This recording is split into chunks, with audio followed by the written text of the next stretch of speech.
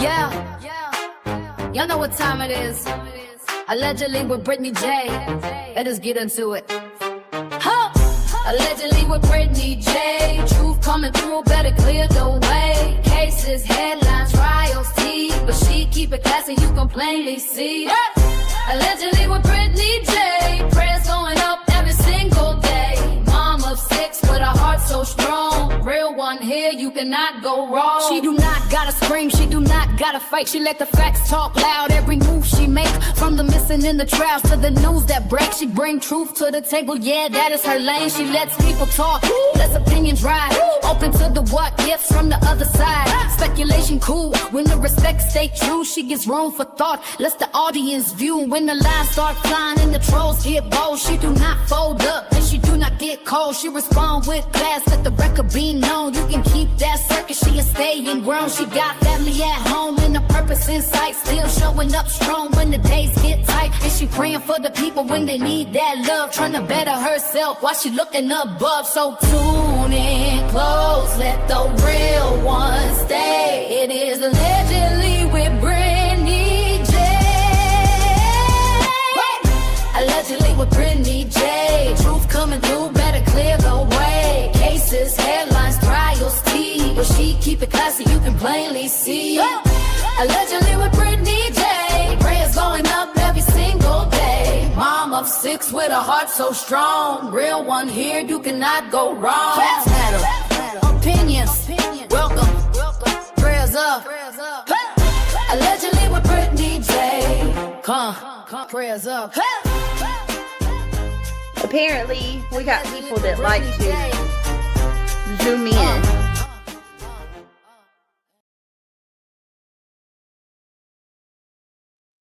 Hello, welcome back to this late night. Lord, there's 50 other people in chat with me that's equally as insomniac.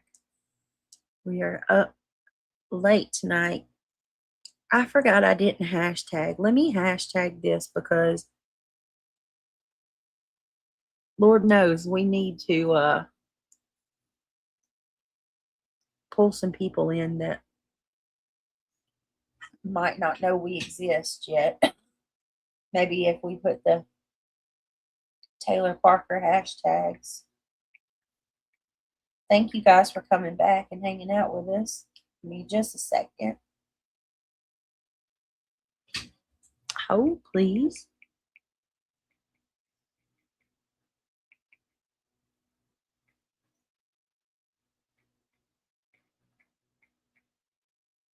One moment.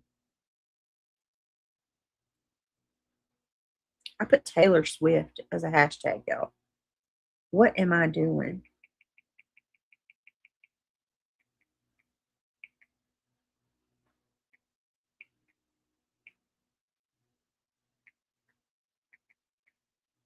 Hold on one second.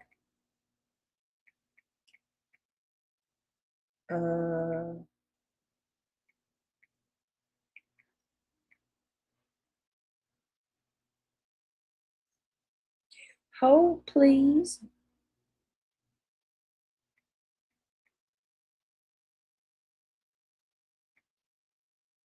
Okay.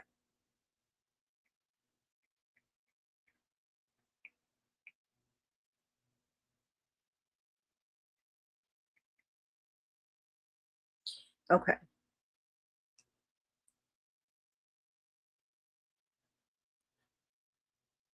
All right.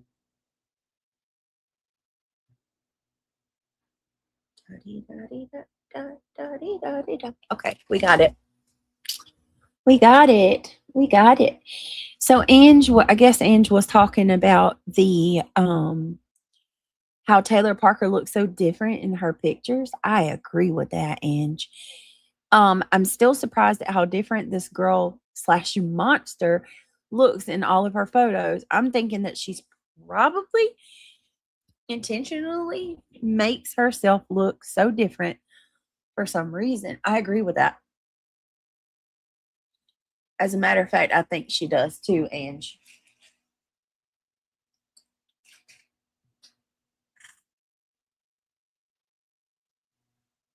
Hold on, guys. Checking on my fat little baby girl, my fat little itty bitty bouncing baby girl. I wish I could show her to y'all. She is officially 2 months old now, guys.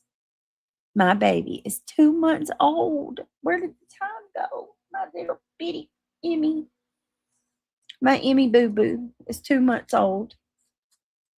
And she's so pretty. She's so pretty. Okay, I noticed the different looks too. She planned the whole thing out with what she did. She definitely deserves her sentence.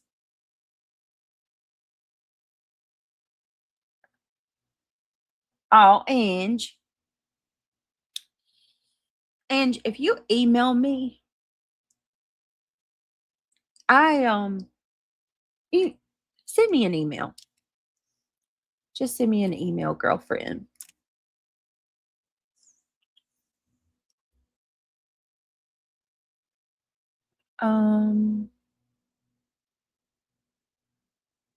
Hey Lizzie, how are you? Okay, let me say hey to everybody and then we'll get into it. Okay. Curiosity knows. Hold on. Okay, I was actually going to be nice, but okay, I see that you're there to be mean. Okay. PJ, my beautiful friend, my wonderful, amazing friend. I love you. Thank you, PJ, for being here with us. Carolina Moon, another one. I appreciate you so much. Thank you for being here and for all your support. Daisy Love, hey, gorgeous lady. I love you, and I'm glad you're here with us tonight. Miss Justa Arian, Miss Justa Arian, she's like, she's gone, girl. I got rid of her ass. Okay. I love you, PJ. Carolina, good to see you. Daisy Love. Lizzie, nice to see you. April, as always a pleasure to see you, beautiful lady.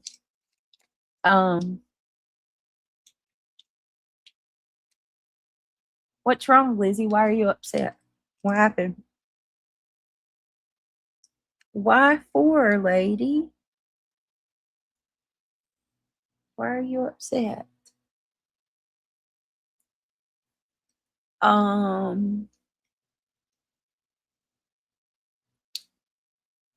Oh, we love you as well, Lizzie. I hope you're okay, honey. And I hope S Dubs is okay too. I did not want to upset her in any way about the stream earlier. I was just in a panic because of the topic, honestly. I'll talk to her. Rick, you know I'll be here. Let's see. Yeah, you have been here for a long time, Carolina Moon, for a long time. And she says, okay, I'll try if I can figure it out. Maria will help me. I'm assuming your email is in your information on Shannon. Yes, Angie did. Actually, PJ just shared my email with you. PJ just shared the email in chat, but if you didn't see it or you have problem finding it, if you go to about section on my live stream, I mean not my live stream, on my channel, the email is there. Have you never emailed me before, Ange?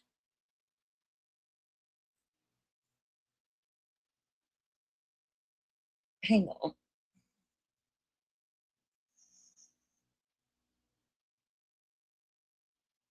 I didn't realize that. Okay.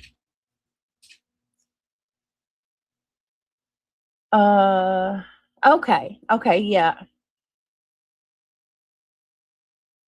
PJ just shared it. If you just look in chat, she just shared it. Okay. Well, I thank you all for being here.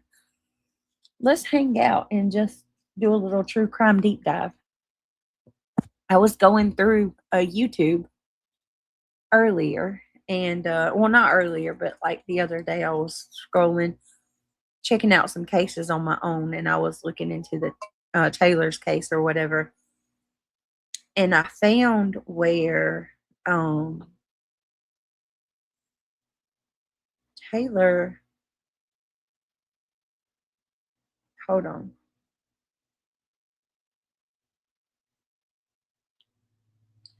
Hold, please.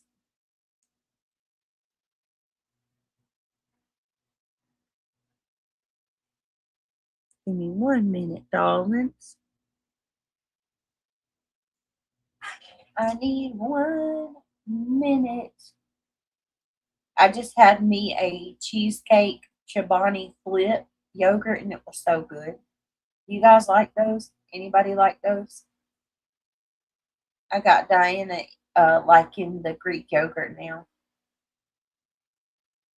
What's going to happen is I'm going to end up eating it.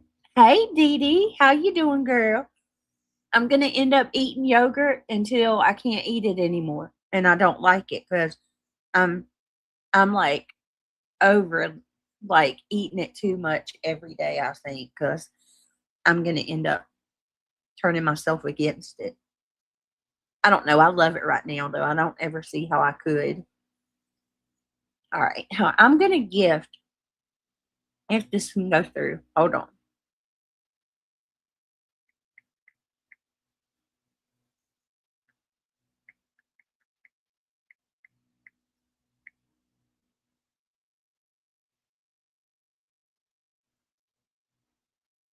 Yay. Okay. So someone gave me a super chat. They sent me a PayPal on my last live. Someone sent a PayPal to me.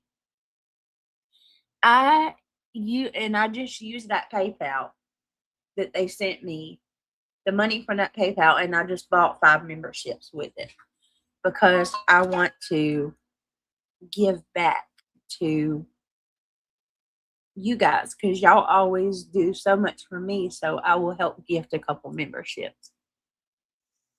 Hopefully, some of the subscribers got it. Let's see.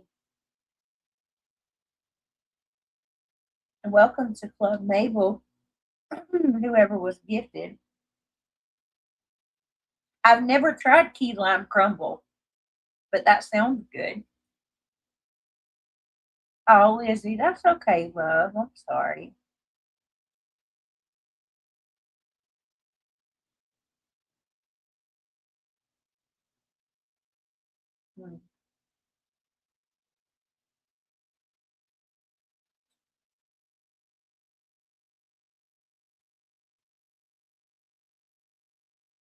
All right.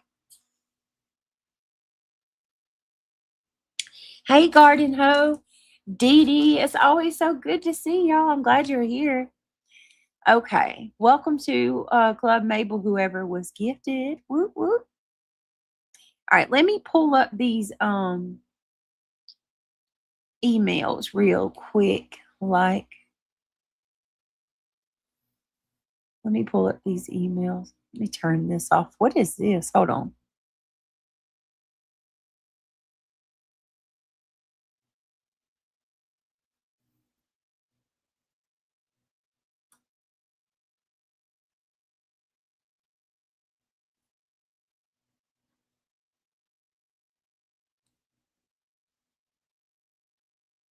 All right, give me a second.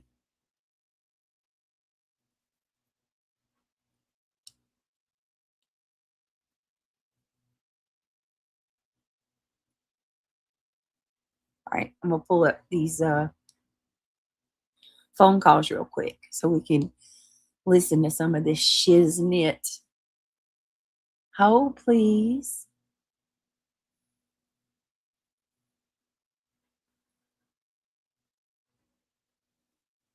Um,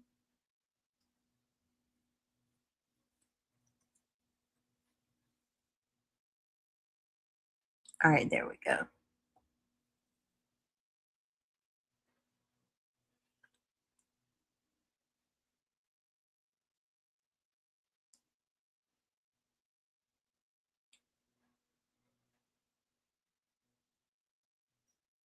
I would love to be able to get some of these calls, y'all.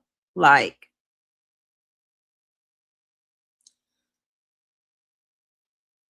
I would love to get the interrogation video and the calls. Seriously.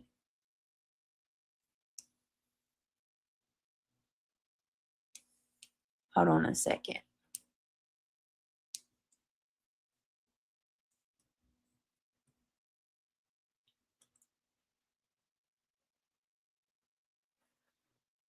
Give me 1 minute.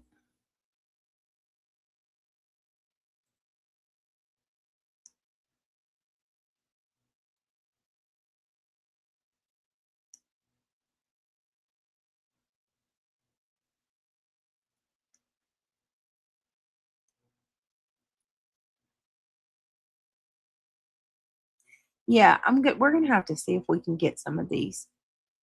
Because believe it or not, they're not a whole lot of them. We just got like part of them. Okay, so all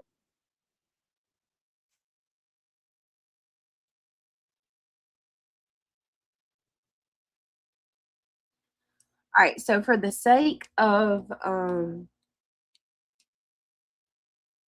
in case someone listening to this may not know. Oh, who gifted? Did we get membership? Oh, and you are so sweet. Thank you.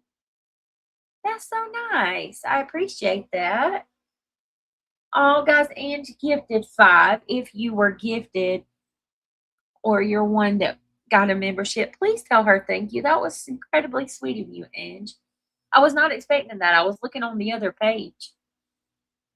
I was saying I really would like to. As a matter of fact, I might get Steph to help me. I don't want to make any commitments because I know that, like, from what I've heard before, they're expensive. So I need to see like what, like maybe I can get some now and some later. Let me see what I can do about trying to get a hold of some of these phone calls because, and her interrogation video, because I haven't seen the full thing put out. And I'd love to analyze that, and Wade's too.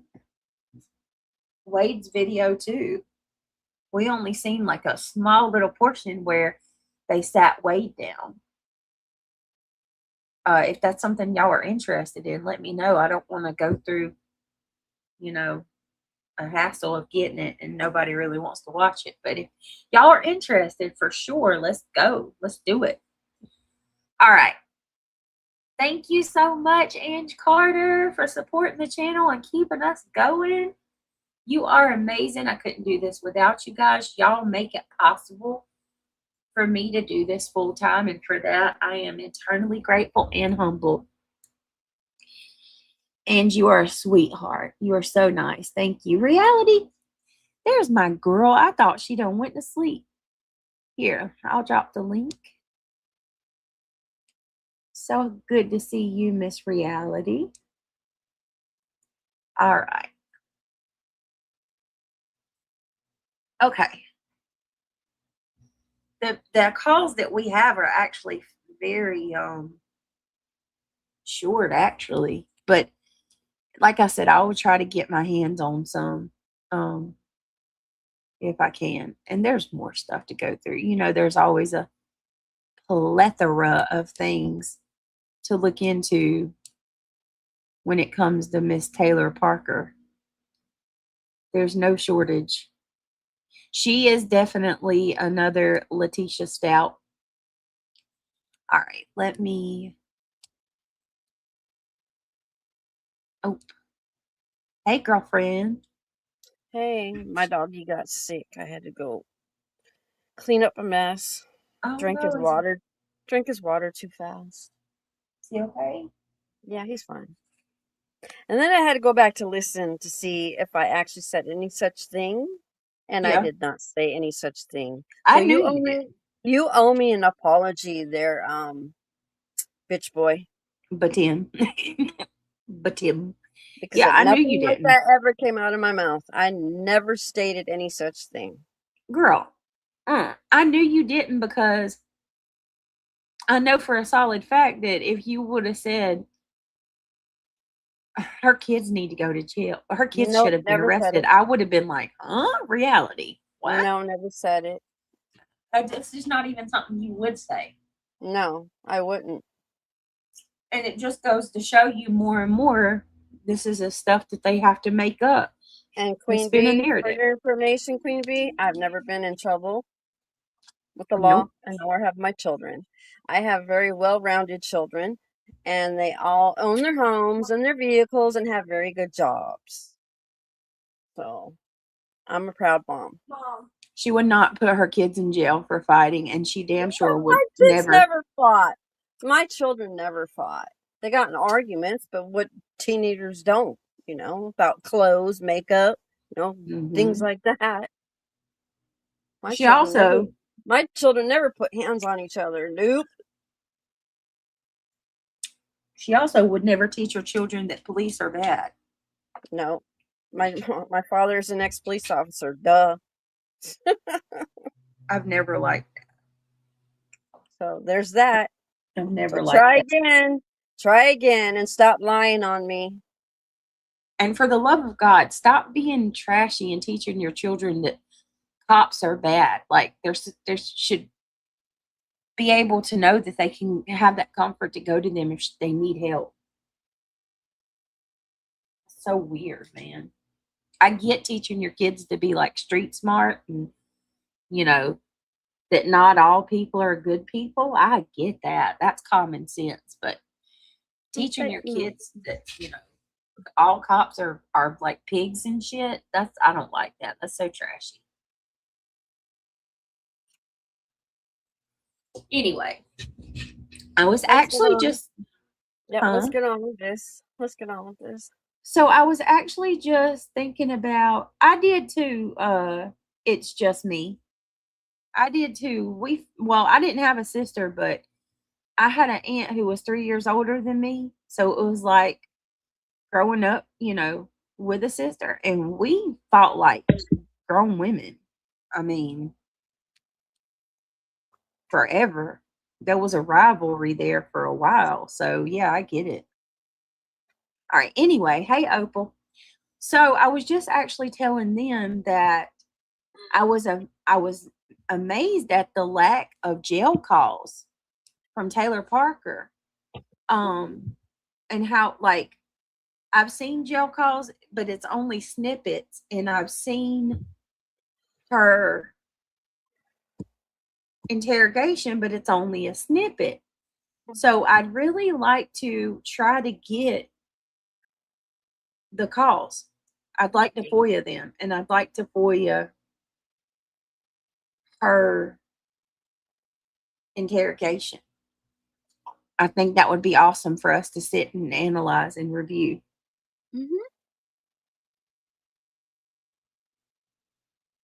Hi, everybody. It's good to see you all. And why are you annoyed? It's just me. You okay? It's just me. What's wrong? All right. And so just for the sake of making sure that nobody is out of the loop, hold on a second. I'm just going to give a tiny brief synopsis real quick. Hold on one second. If you're not going to get along in the chat, you have a block button to block whoever you want. So there's that. All right. So hi, Mama Dukes. It's good to see you. Hey, Mama Was your Duke. hike good, Mama Dukes, today? Oh, you went on a hike. Okay. I see you. I just want to give a shout out really quickly to our beautiful Mama Dukes for for the $4.99. Thank you so much, beautiful, for helping support the channel and contributing towards the goal. Whoop, whoop. Thank you for helping the channel so much. Okay. Yeah, it was hot. It was muggy again. I did not go outside for maybe 5 minutes. It's like, nope, I'm going back inside. I know that's right. Oh. Okay. It says New Boston, Texas. So on Wednesday, November the 9th, convicted murderer Taylor Parker was sentenced to death by a Bowie County jury. Parker was convicted of killing Reagan Handcock and removing her unborn child Braxlin from the womb on October the 3rd. Sentencing began on October the 12th. Wow. She was sentenced merely a few days after the anniversary. Isn't that something? Wow. Yeah. And so sentencing began on October the 12th and it ran for 25 days. Over this time, the jury heard testimony from 142 witnesses. We are just glad that justice has been served, not only for our family, our friends, the prosecuting team, our community, and Jessica Brooks, Hancock's mother. During closing arguments, the district attorney said that they believe Parker is not going to change and will disregard any individual but herself. They mentioned this was the most heinous case that the county had ever seen. Wow. After 2 years, Hancock's sister, Emily Simmons, got the chance to address Parker. Quote, I'm overwhelmed with happiness. It's over because she has been such a burden in our life for so long now that I haven't been able to think about my sister without thinking about Taylor.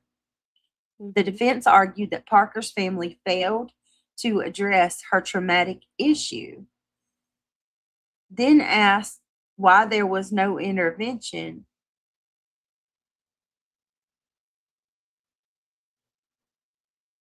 Wait a minute, what?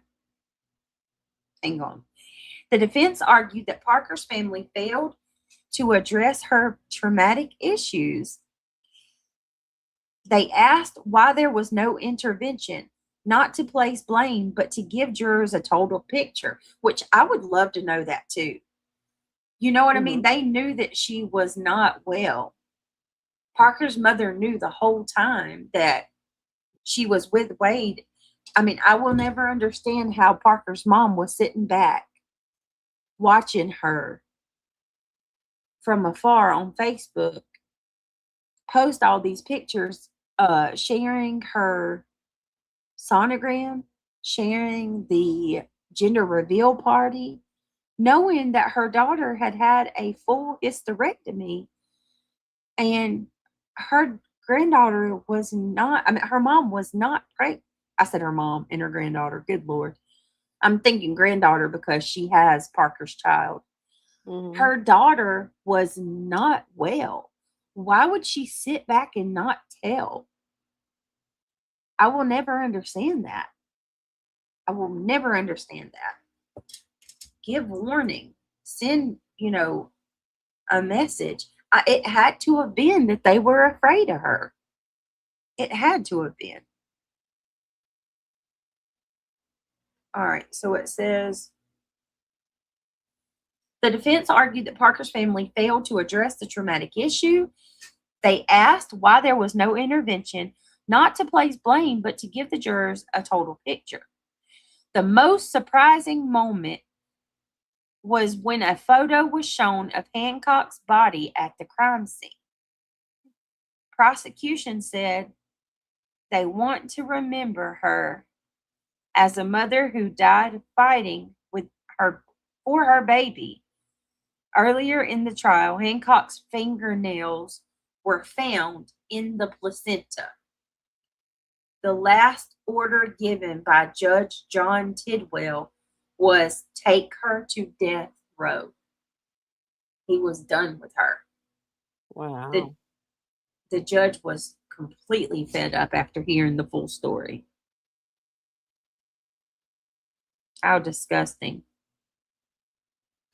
Very much so. All right, I wanted to read that before we. She fought hard until her last breath. Yeah. That's horrible. Mm-hmm. That is absolutely horrible. Her mama fought for her, that baby's mama. Reagan Handcock fought for her baby to the very end. To the very end, she fought for that baby and just to save that baby. That almost makes me want to cry. Oh, And then to see that monster in the hospital bed trying to play it off like she wasn't the one that did it. I You know. sick bitch. They failed her and the public, in my opinion. I couldn't live with myself if I were Taylor's mom. They all knew. Oh, 100%.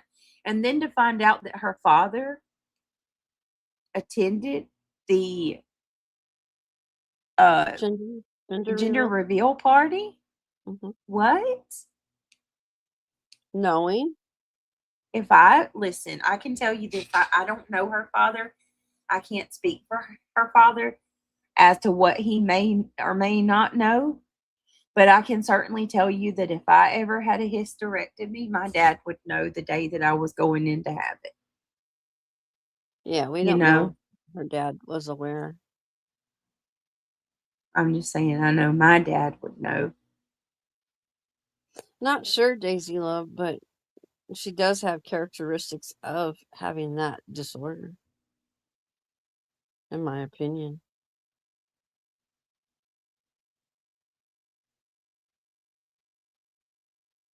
They've changed the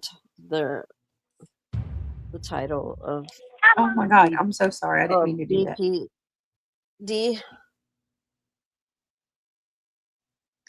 The what? They changed borderline personality disorder to another name.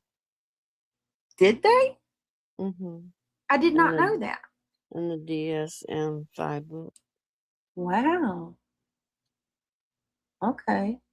That's a very hard one to deal with. I had one of them. Let me tell you. They fall in that same line as a narcissist. They're crazy people. Right. Yeah, because they ruminate and they're like infatuated with you, and they like dream these fantasies about you and them, and it's like so. Ooh, Wild. yeah, it is. It's scary, It and is. you don't want to have Absolutely. nothing to do with them. Which is why my ass has always said that if Craig and I separate, I'm done. Like, no dating for me. This world is gone batshit and there's no going back. I am donezo. It's like Russian roulette. The chances of you finding a nutter butter is very high. Right. I'm good, Joe. And then depends on what kind of nutcase you get. Some of them know how to hide that shit really well until it's too late. So no, Well, thank yeah, you. they're yeah, they're very good at the love bombing. Yeah, she was perfect. They said everything that a man would want in a woman. They said she had it all. They said Mm-hmm. until she didn't. Okay, here we go, you guys. This is very short, but listen to this selfish heifer. This is a jail call with Taylor and her mom 1 month after the murder. Hi, Mama. Hey, Amy Lou, what you doing? This is Taylor talking to her daughter and her mama. Hey, Amy Lou, what you doing? Her daughter's name's Emmy Lou. Stop it. Is that real? We do the fun stuff. Hold up a minute. Wait a Riverside minute. handles the rest. Smart and Hold on. nonsense. We shoot everything. Is her daughter's name Emmy Lou?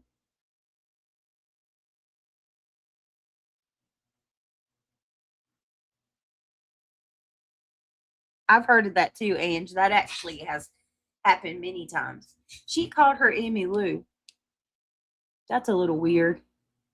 All right. Hi, Mama. Hey, Amy Lou, what you doing? We're saying about the campfire. Saying about the campfire. More like the yard fire. Oh, the yard fire. Yeah, it's cool. It was cool today. It was really windy today. Yeah. Did you hear the storm? Are you where you could hear the storm last night? Yeah, I heard it thundering and stuff throughout the night. Yeah. But it's kind of hard to, like, I could hear what sounded like hard rain, but I really wasn't sure it was rain, you know. I got a window, but... Mama, Hmm.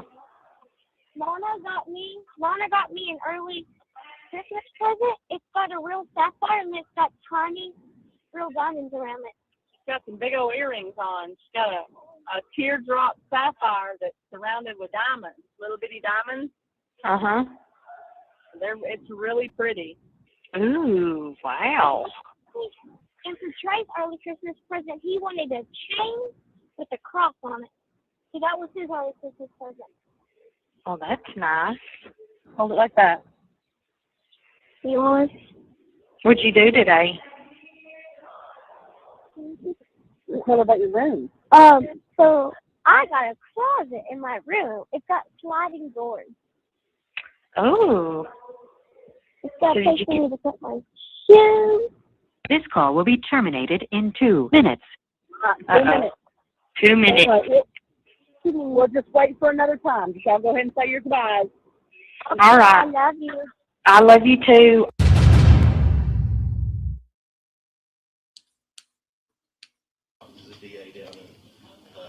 You know what? I thought about when I first saw that the call between her and her daughter. You know, it's Reagan's mom doesn't get to talk to her daughter anymore. You know it? She can't call her daughter and talk to her. Dee Dee says she sounds like Gypsy Rose. I could see that, yeah. Her fake accent. I really do think she makes herself sound more Southern than what she is. Oh, okay. I was wondering. Jessa RN says Emerson is Taylor's daughter's name. Okay. That poor baby. I know. She sounds so excited to talk to her. Can you imagine finding out what your mom did and that she's on death row? Oh, I cannot. I cannot. Could you imagine what that baby's going to have to handle? Like, she's going to have some therapy. And could you imagine what her mama must feel knowing that this girl is out there? Like, her mama was paying her bills and stuff like that. And this heifer was shacked up with some dude telling all of them that her mama was evil, you know? I cannot even imagine.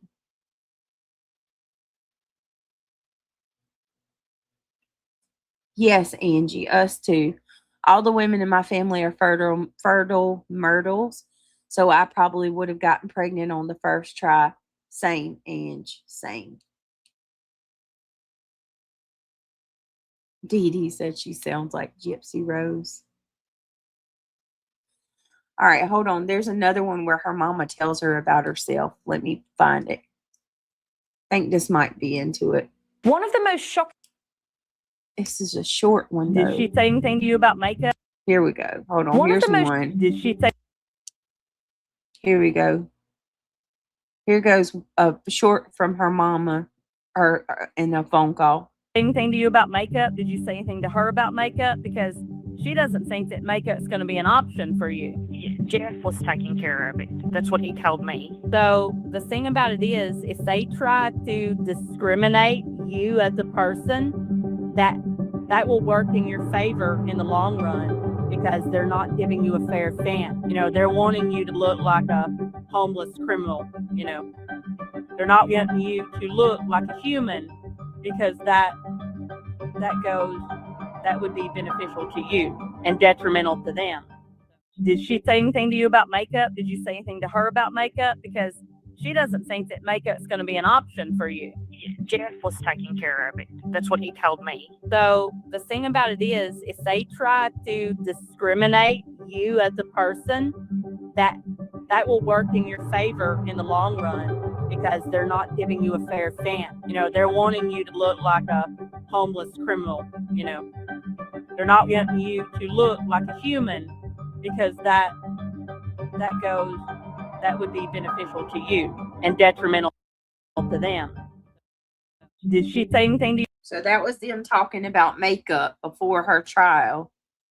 She was wanting to get some makeup. Oh, reality, you lost the link. Okay, here, I'll drop it.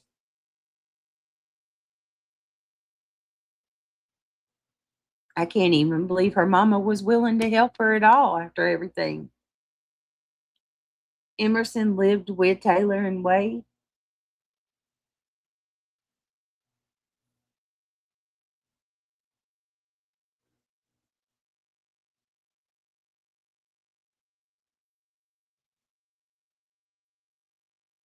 Let me see.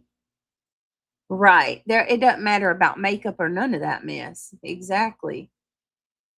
All right, reality. I'll drop the link. All right, hold on. There's another one.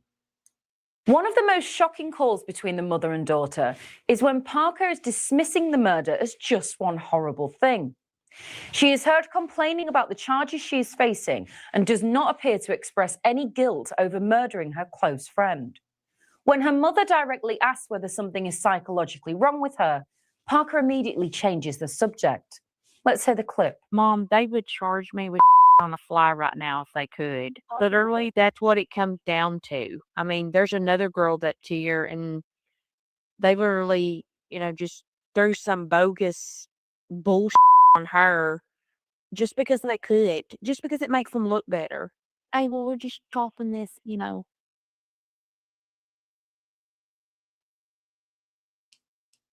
Hold on a second.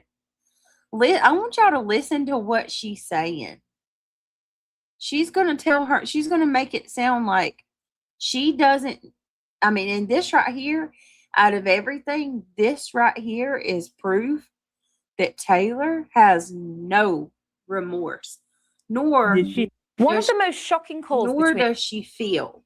I'm going to let it play all the way through, and I want to hear what y'all think. Mm-hmm. the mother and daughter is when Parker is dismissing the murder as just one horrible thing. She is heard complaining about the charges she is facing and does not appear to express any guilt over murdering her close friend. When her mother directly asks whether something is psychologically wrong with her, Parker immediately changes the subject. Let's hear the clip. Mom, they would charge me with on the fly right now if they could. Literally, that's what it comes down to. I mean, there's another girl that's here, and they literally, just threw some bogus bullshit on her just because they could, just because it makes them look better. Hey, well, we're just chopping this, it's like one horrible thing, they'll do anything and whatever. I mean, that's just what it comes down to. They don't give a shit. I mean, I think I understand what you're saying, but I don't think you're thinking about that like you should be thinking about that. I mean, it's not just you do one horrible thing and they try to throw the book at you. How you need to act when you see your attorney, you need to find out when they're going to be able to do a psychiatric evaluation, because something is not right here. Well, I found out yesterday that I'm actually due for a bond reduction because I've been here 90 days. One of the most shocking. Can you believe that? Wow. I'm going to play that one more time. Yeah. And Yeah, yes, that's the reclassification of the, yes. And the amazing Tiff, yes. She was trying to say basically translating from country backwoods to English. She's basically saying that if they don't allow Taylor to wear makeup, that's discriminating against her. Oh my goodness. Yeah. For trial. Yeah, Basically. very manipulative. Here we go.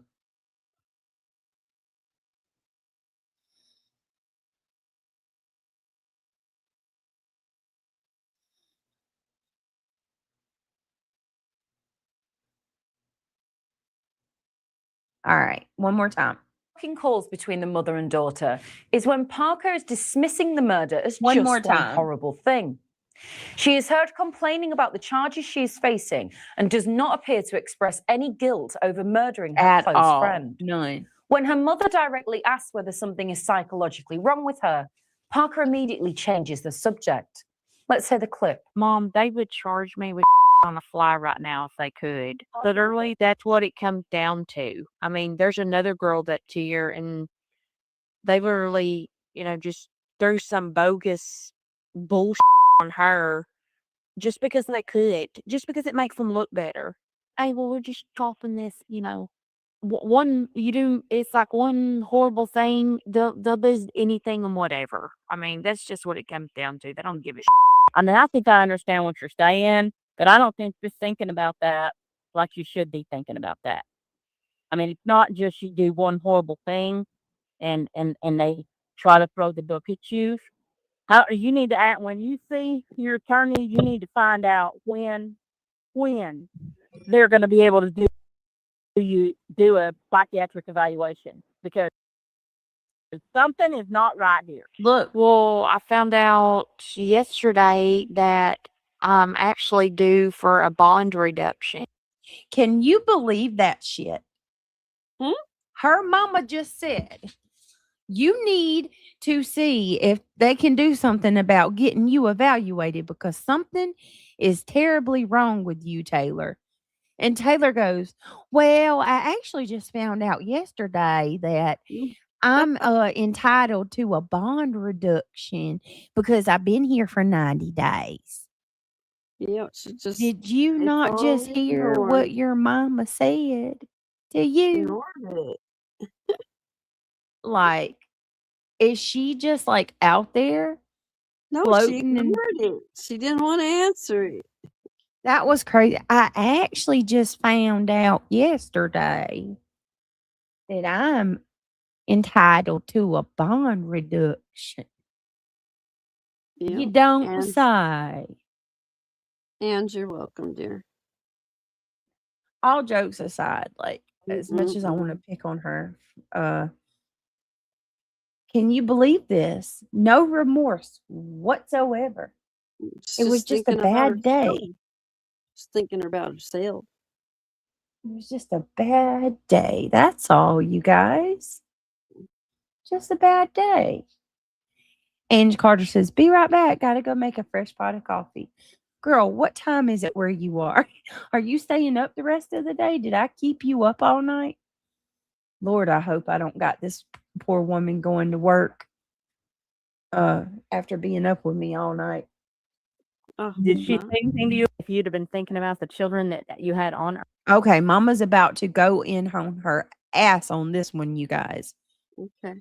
She's about to tell her like it is. Here we go. Here's another one. Hold on, honey. Hold on.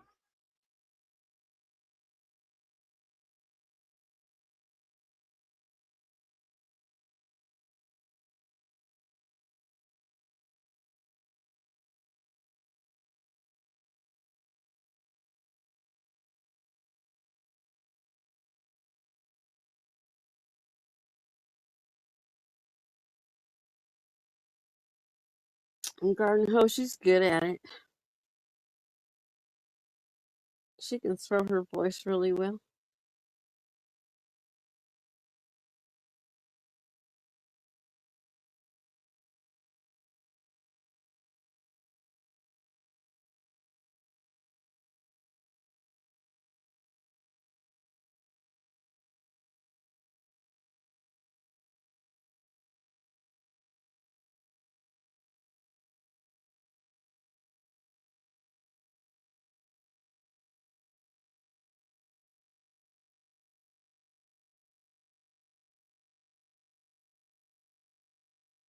Oh, that's right. You did mention that, Ange. Yeah, my sleep schedule gets that way every so often, too.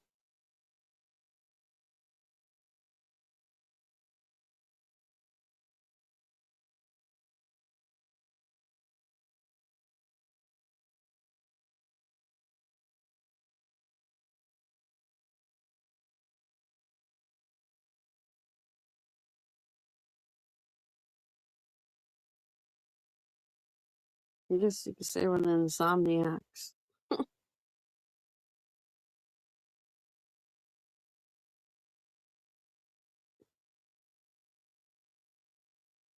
All right, here we go. We're going to listen to her mom tell her about Ooh, herself.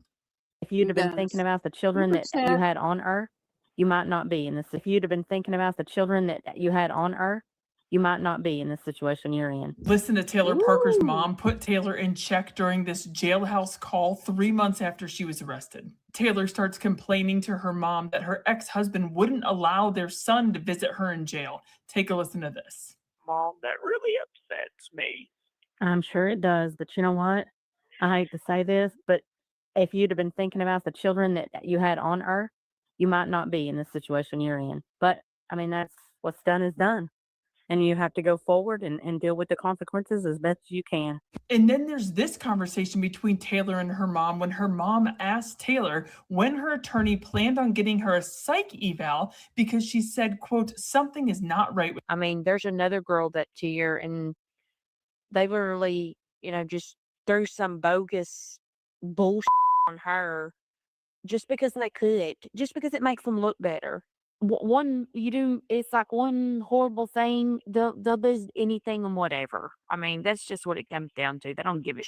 I mean, I think I understand what you're saying, but I don't think you're thinking about that like you should be thinking about that. I mean, it's not just you do one horrible thing and they try to throw the book at you. How you need to act when you see your attorney, you need to find out when they're going to be able to do a psychiatric evaluation because something is not right here. If you'd have been thinking about the children that you had on Earth, you might not be in the situation you're in. Listen to Taylor Parker's mom. Did you see I mean, the let's super just chat? call it for what it is. That's why she don't like her mama right there. Well, her mama should have been a little bit more rougher with her, but you got a super chat. But mama, why were you not calling somebody up and being like, wait, Mhm. this girl, listen, I love my daughter, but something's wrong. She had a hysterectomy. I don't know why she's over here having all Right. kinds of parties and baby showers and shit. She's not pregnant. So just my girls just came through and dropped $2 on us. Let's get this choo-choo moving. Chugga chugga. Thank you, my love. I appreciate you for the super chat. You are so sweet, just my girls. Woo, woo. Thank you, just my girls. Where's it at?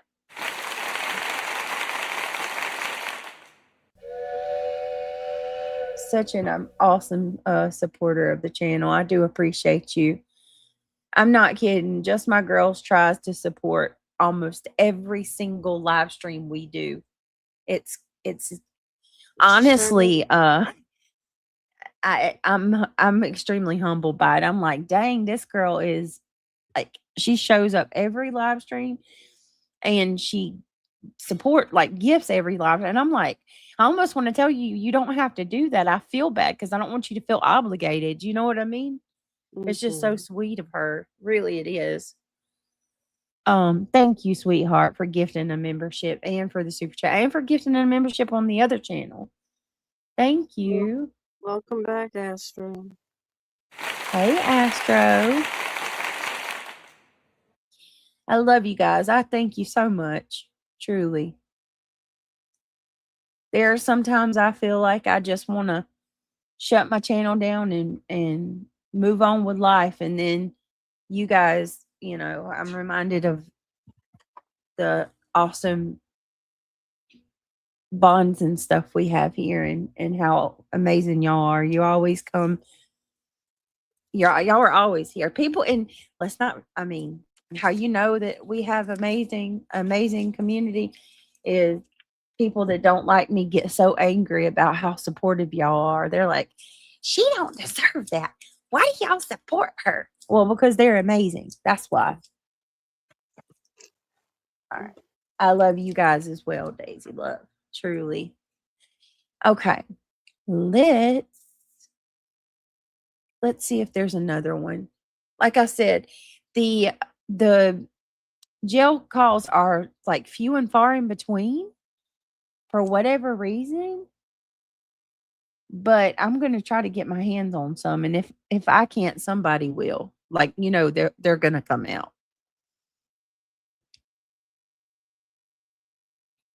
Let me see. Let's see this. Maternal instinct. Taylor Parker says she's a good person in the interrogation video. I want to see the full interrogation. Go reward yourself. At the jail. Go play. That's what I want to see. The brands you love are here at Ulta Beauty. Hang on a second. You guys had a conversation the night before. That's what I want to see. This. Calm down. It's fine. All right. It's not fine because I would never hurt Listen to me. anybody. I don't know why I did. I understand. It's eating What? me. I can't sleep. Well, Let me put on. Hold on. You can't even understand what she's saying. I would never hurt somebody. I can't sleep and I can't think. That's what she said. Hold on. All right, I put on caption. Yeah. All right, here we go. Lord. you guys had a conversation the night before. Just relax, okay? Calm down. It's fine. All right. It's not fine because I would never hurt Listen to me. anybody. I don't know why What? I did. I understand. What? Hold on a minute. She said, Listen to me. All right. It's not fine because I would never hurt Listen to me. she said it's not fine because I would never hurt anybody. Mm-hmm. What? You gotta Girl. tell her that I'm never out. Listen to me. Girl. All right. Not fine because you would never hurt anybody, but you did. Just relax, okay? Calm down. It's fine. All right. It's not fine because I would never hurt Listen to me. anybody. I don't know why I did. I understand. It's eating me. I can't sleep. Well, I can't think. I'm a good person. you are. Okay? Oh my. I will never understand it. I don't think. Well, that's why we're talking about, okay? So I need some help too, all right? Oh shit. But I need here's something I need to ask you, okay? So the night before, y'all had a conversation, just you and her, Yeah. behind closed doors. Yeah. All right. And now's the time to be honest, as honest as you can be. All right. There's no reason to try to divert, no reason to try to lie. What's done is done. Okay. It's horrible. I get that. All right. So Reagan confronted you about not being pregnant. She knew. I mean, she wasn't ugly to me. No, I'm not saying that she was ugly, but she said, "Hey, you're telling everybody you're pregnant, but it's obvious you're not pregnant." Correct. Okay. So she basically confronted you and Yeah, brought but it she to wasn't your. ugly. I know she was friendly about it, but she brought it to your attention and she knew. Yes. And she asked me what my plan was going to be. That she felt like I needed to go stay at my dad's until I could figure everything out. I needed to tell Wade that I wasn't pregnant. And she said, well, why don't we think of something that way he doesn't have to know that it was just a lie. What? Like, I can pretend to be some. Yeah, so she Wait a minute. she come out and said that Reagan knew she wasn't pregnant and confronted her about it. Okay. And I don't know if it's here she says it, but at some time in this whole timeline, she says that Reagan threatened to tell or said she was gonna tell. I don't know, but I don't think that has any bearing on anything. I think she just wanted Reagan's baby to keep herself from getting caught up with. Yeah, but how could you not miss the fact that Reagan was pregnant? She was all out there. No, Reagan confronted her and told Oh, Taylor she knew Taylor wasn't pregnant. okay, gotcha. All So right. the pregnant lady told Taylor, I know you're not pregnant, according to Taylor. Okay, so then she's saying that she needed to tell Wade, figure out a way to tell Wade that she wasn't. Yeah, and the way that she's making it sound is like Reagan is telling her, you know, you need to figure out a way to tell him without telling him you lied. Like, Yeah. she was still trying to help her. No, she don't know how to tell the truth. So, and this is Parker's, this maybe didn't even happen at all. We're basing off Parker's words. So, Yeah, she planned it. Of course she yeah, she totally planned it. All right, let me go back a little bit to make sense of this. All right. And see, I hate this because I would love to be able to watch this. And all we got is 2 minutes, 1 minute and 52 seconds. Does anybody know if there's a version of this out already? Because this is what I'm talking about. I'd like to get my hands on so we could watch the full. Do y'all know if there's a full Yeah, and see how they're sitting in this one? Yeah, I don't want to watch the one with her in the hospital. I want to see this one. And I Yeah, want to but see the one with her her back with isn't Wade. turned to the camera. We don't see the back of her head. Y'all will never see that. That is, I have only ever witnessed that in Chris Watt's case. I'm not, listen, take it for how you will, or, you know, you tell me what you got out of that, but you can't tell me that's not odd as hell, that his back is towards the camera. I mean, that's wild. All right, here we go. Let's see. When you think of something that way he does it, I have to know that it was just a lie. She was like, I can pretend to be somebody and call and just be like, you know, she's having a miscarriage or whatever. And then we pretty much we kind of got off of that whole subject because it was getting late and Homer started hollering and cussing in the kitchen for some odd reason. I just remember holding my head being like, how? I want to see, I want to see her full interrogation. Hold on a minute. She's such a liar. Yes, she is. She was a pretty girl, you know, just kind of lit up. Where is Taylor Parker's family after? Hold on. Hold on. See, she looks like a different person there, don't she? She sure does. Don't even look like the same damn person. Nope. Wait a minute.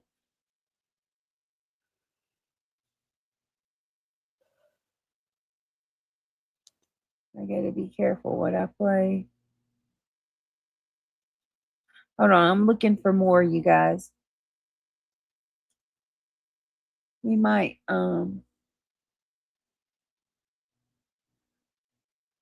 what? Did she tell baby Braxlin to say goodbye to her mama? Y'all. Huh?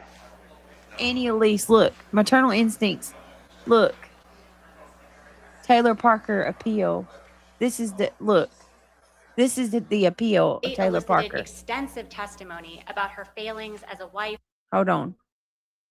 Often she had sex in a car. The state argued that this. Here. We're going to listen to some of this. The party you represent, so we can keep these recordings more easily for ourselves. Thank you.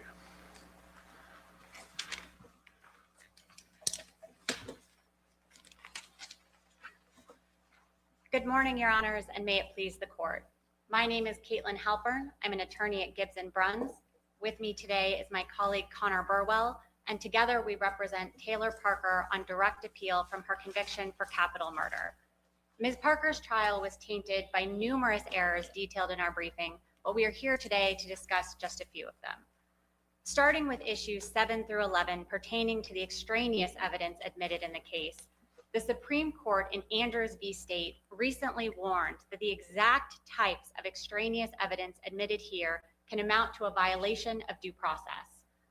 There, Brenda Andrew was charged with capital murder based on allegations that she conspired to murder her estranged husband for his life insurance proceeds. The state elicited extensive testimony about her failings as a wife, a mother, and a woman, including testimony about her sexual partners, extramarital affairs, provocative outfits, and how often she had sex in a car. The state argued that this evidence was relevant to show a pattern of seducing men, culminating with her current boyfriend who had murdered her estranged husband. The state's strategy succeeded and Ms. Andrew was sentenced to death. But on habeas review, the Supreme Court found it had been clearly established for decades that introduction of evidence so unduly prejudicial that it renders the trial fundamentally unfair can violate due process. Quoting from a dissent in the direct appeal, the court noted, an egregious pattern of introducing evidence that had no purpose other than to hammer home that Brenda Andrew is a bad wife, a bad mother, and a bad woman, trivialized her life in the minds of the jurors. The Supreme Court then vacated and remanded for the 10th Circuit to consider All right, hold on. I'm going to go forward a little bit. Evidence so infected the trial with unfairness, sex in a car with another man. Let me back you up for a Yes, second, if you Your don't mind. You were pointing out this evidence, your complaint goes not just to guilt, innocence, but also to punishment. What's your best case for the idea that extraneous offense evidence at punishment can give rise to a due process claim? Our best case, Your Honor, is the case we've been discussing, Andrew v. State. The Supreme Court cited precedent going back to the 1970s, 80s, and 90s that this exact type of evidence can rise to the level of a due process violation. But that's at punishment? The court was considering both the guilt innocence phase and the punishment phase, looking at her conviction as well as her sentence. But if we're looking at historical norms with respect to what evidence can be considered at trial, isn't it fair to say that, well, maybe let me ask it in the form of a question. Isn't the punishment phase typically a much wider range of inquiry for the benefit of the jury? It is a wider inquiry, but as this court has noted, there are still limits and still guardrails. So to give a couple of examples, the statute provides that evidence must be properly noticed. The statute also provides that evidence cannot pertain to the race of the defendant. And evidence going to gender and gender stereotypes is no less insidious than evidence going to race. This court's precedents have also noted that even at the punishment phase, the evidence must be relevant either to future dangerousness or to the sufficiency of mitigation. And evidence that, for example, her boyfriend thought she was overweight and gross and responded to her sexual messages with "I'll pass" had no relevance to All right, hold on. either of I'm those going to. factors. All right. As much as I appreciate this argument, I wish Look I was in like the, that look lady. in Don't the even. Discord. That lady don't even. Like she's smart, that attorney, but I don't really. I'm gonna fast forward to the details. They're gonna share details of the trial. Where There's interrogation, I believe, is in the Discord. the one we're looking for? Possible. Okay, let me see, because I know that the hospital they also call that interrogation too. So, let me see. Let me look. Oh, it's on Spreaker. It might just be the audio, y'all.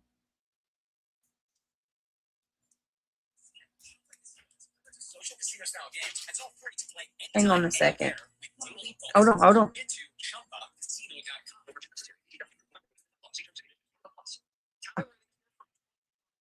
Give me a second. Mm-hmm.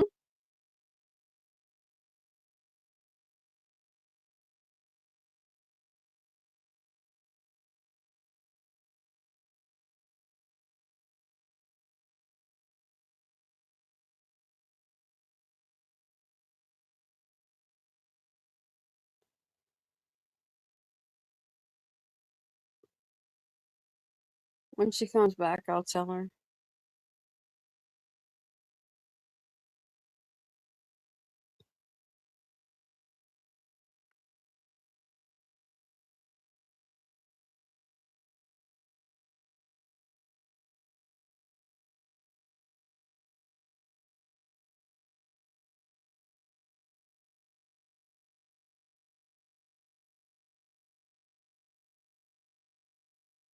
All right. Unfortunately, that's not the interrogate. That's the hospital interrogation audio. As soon as you play it, you can hear that guy sitting next to her saying, "Did you give birth here?" And she said, "No, it was in DK." True Crime Unfiltered, from what Just My Girls posted in chat. Give me just a second. And listen, I know I'm Southern. Country is cornbread, and there's nothing wrong with people who live in the South. I'm a Southerner, my damn self. Deep South. Something about her accent drives me shitty. I think because I think it's fake. I think she's making it fake. Hold on a minute.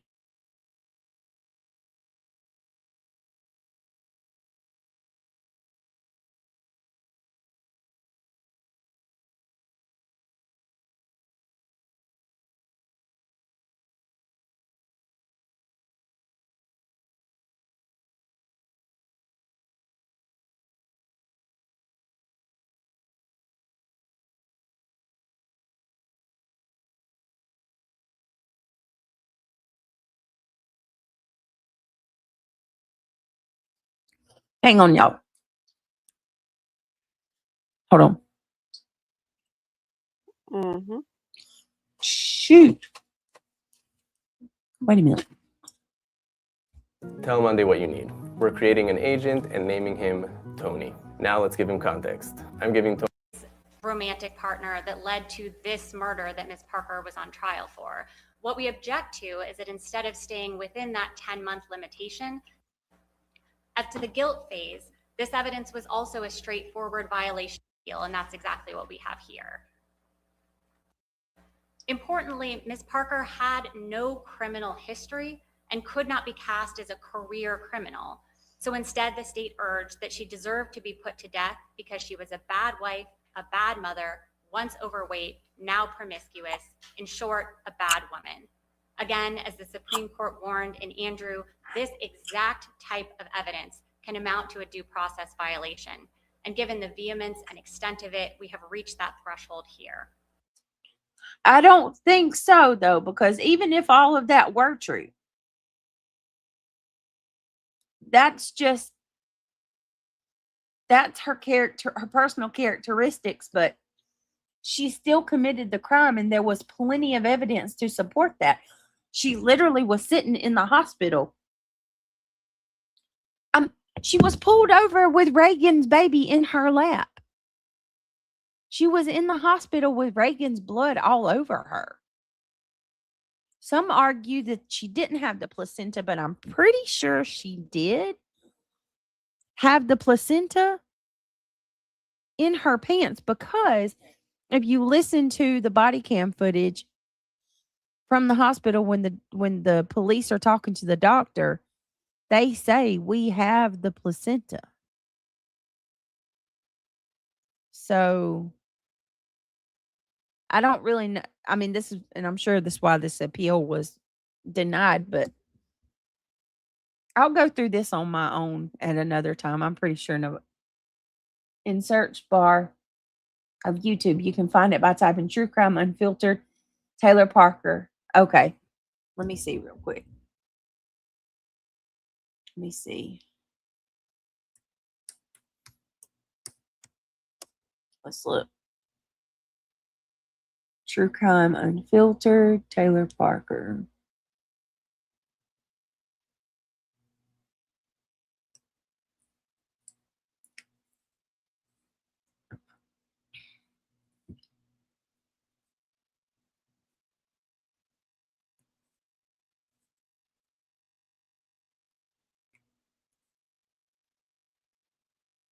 Let me see. Bear with me, guys.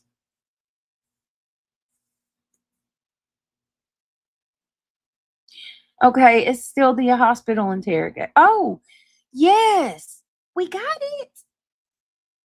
Daisy, love, you are the bee's knees. Here it is. Parker's interrogation, part 1 of 2. Bam. Here we go. Y'all got game. Yes, I knew it. So now we just got to get on the jail website, y'all. Ain't no way you guys are a print-on-demand company. Come on now, these special logo. Here we go, baby. Shout out to True Crime Unfiltered. Who gave me this? Daisy, was that you? Before we get you booked in, there's some things. Is that you, Daisy? Thank you so much. Oh, okay, reality. Good night. Love you. Want your mask off or you good? Take your mask off? There you go. Appreciate it. I said, oh, mine off. Set it right there. All right, if you remember, remember my name? You don't remember my name, do you? No. It's Joshua Mason. Look at her. She starts crying immediately. You wasn't crying when you took that baby. You wasn't crying when you unalived Reagan, Taylor. You weren't crying then. Why are you crying now? See, I have no sympathy. None. Because let's just be real. She's crying for herself. She's crying for herself. I'll turn on closed caption, by the way, so in case it's hard to hear. Here you go, guys. Let's do this.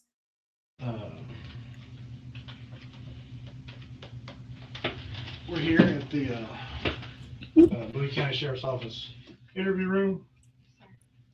And I just want to talk to you a little bit more about some more specific things. And you don't have to talk to me if you don't want to. But there's some things that we just kind of need to clear up. So thank you so much. That serves as a backup to our video recorder. Okay. But anyway, I'm Joshua Mason with the Texas Rangers. Today's date is October 14th, 2020. And here we go. I'm Joshua Mason with the Texas Rangers. Today's date is October 14th, 2020. And so 5 days after she killed Taylor. Fannin, the Boston Police Department. Have you met Weston? You have not met Weston yet. No. He's out of New Boston. He's with the police department. And the time is 2:32 p.m.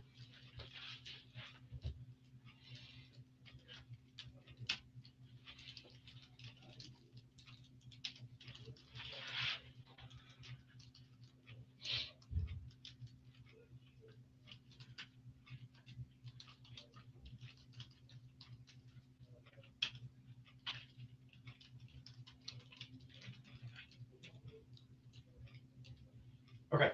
Can you give me your full name again, please? It's Taylor? Taylor Renee Parker. Now, I understand there was a Morton last name at one time. My maiden name. Your maiden name is Morton, but you are legally Taylor Renee Parker, right? Yeah. Yes. Yeah, yes, sir.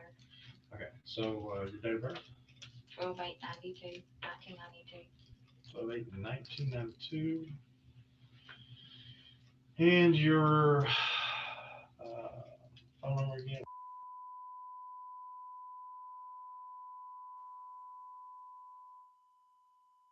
And your address?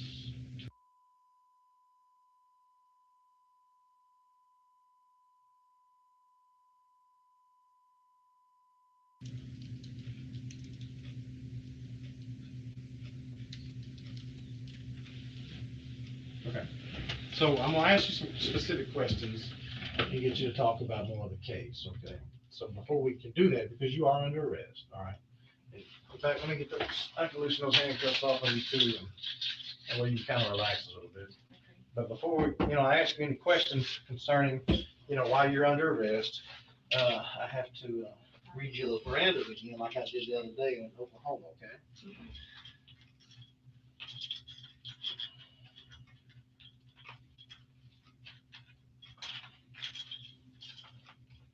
Maybe I can do it.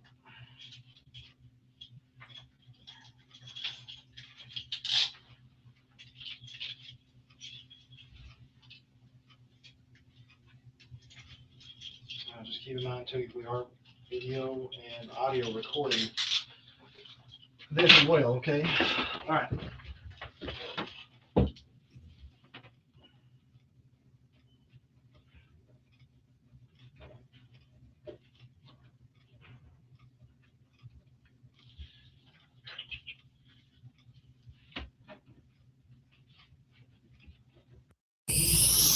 Hang on. Sorry, y'all.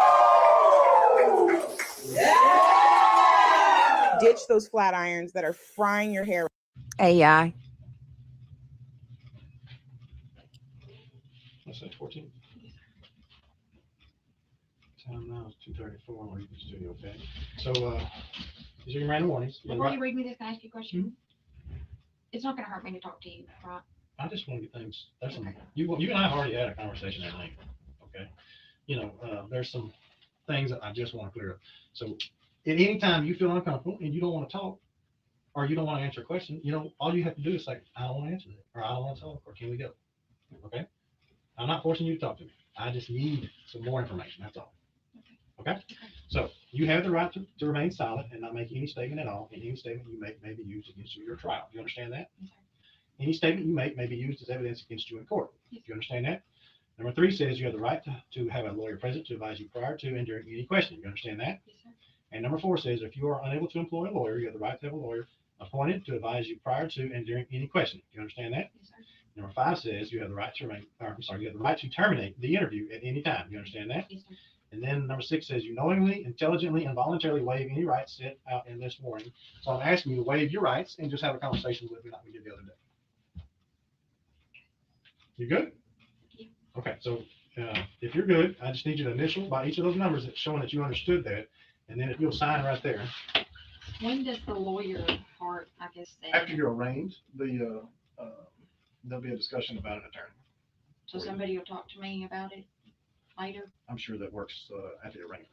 So when you talk to the JP, which will be probably in the morning, they're going to talk to you about that, appoint you a lawyer, whatever you're going to do. That's when that discussion will be had. And then sign it? Yes, please. Yes, please. And like I said, just because you waive your rights right now, at any time, all you have to do is invoke your rights during our conversation. Well, I'm not here to hurt you. I'm not here to harm you, you know, and I just, as an investigator, we just have to try to get as much information as we can, okay? There are some details, you know, we've learned, and some details that we need cleared up, and we'll get into that, okay? So,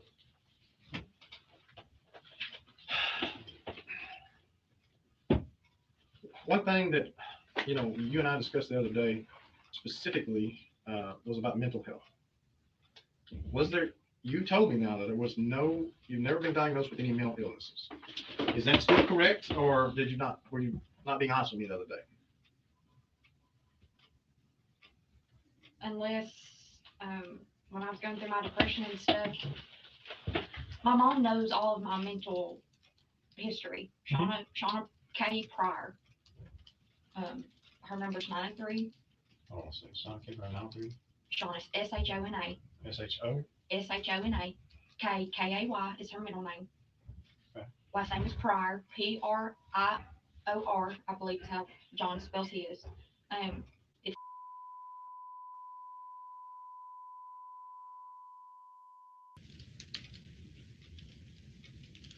She's your mother? That is my mom.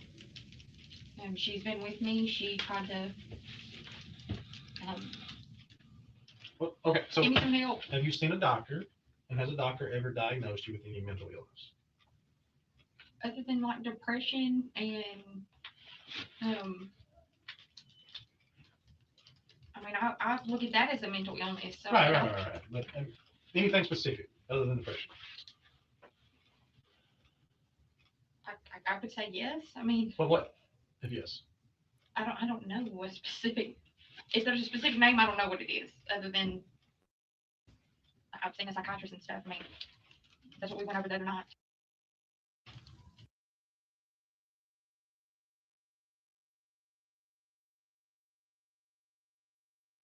Yeah, we should give, yeah, I'm going to drop the link to them and give credit to them. So this channel is hold on a minute. Shit. Sorry. This channel is True Crime Unfiltered Footage, which is amazing. Because this is the only, like, literally the So when did you say she the did that? And damn then it. The only place that I have seen this particular interrogation. So yes. Credit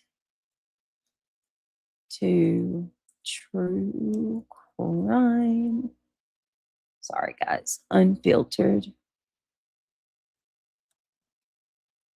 And yes, I'm trying to use fair use as much as, well, I'm trying to. I'm not doing a great job, and I apologize for that because we're watching the interrogation, but I am going to try my best to stick to fair use as much as I can.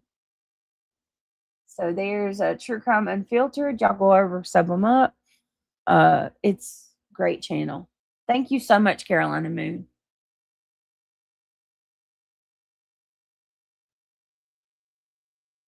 Right, I was thinking that too, Ange. Yeah, like she's sitting there just giving it, like she should have invoked that lawyer. Which, I mean, to be honest with you, I don't really know how much it was going to help her anyway. You know, like she literally was caught red-handed. There wasn't much that was going to help her at all. Y'all please click that thumbs up if you don't mind. I really would like to grow the true crime and get us out of this hole if we can. So if you can click that thumbs up, it's so appreciated. Thank you so much. and if you'll sign right there. When does the lawyer part, I guess, say? After you're arraigned, the Oh, let me go past this. So somebody will talk to me about it later? Was there, you told me now that there was no, you've never been diagnosed with any mental illnesses. Is that still correct, or did you not, were you not being honest with me the other day? Hey, would you like your very own Shopify store? We're literally, and completely free, by the way. We are live streaming right now. If you click the link that you see below this, we are live streaming. My brother Adrian and I, we're two of Shopify's. All right, here we go. Unless, when I was going through my depression and stuff, my mom knows all of my mental history. Shauna K. Pryor. Her number's 903. Oh, let's see, Shauna K. Pryor, 903. Shauna is S-H-O-N-A. S-H-O? S-H-O-N-A. K-A-Y is her middle name.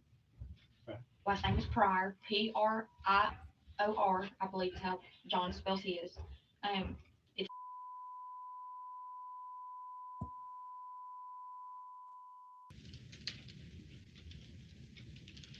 Is your mom? that is my mom. She's been with me. She tried to Well, okay, so give me some help. have you seen a doctor, and has a doctor ever diagnosed you with any mental illness? Other than like depression and I mean, I look at that as a mental illness. So Right. But anything specific other than depression? I would say yes. I mean, Well, what? If yes. I don't know what specific. If there's a specific name, I don't know what it is. Other than I've seen a psychiatrist and stuff. I mean, that's what we went over the other night. So when did you see a psychiatrist? From 2017 through 2019, maybe into 2020. That was Kara. Remember the two that I I mean, told you said a Kara, but you never gave me a last name either. So, why were you seeing the psychiatrist? I was having depression. I had suicidal thoughts. I was going through a divorce.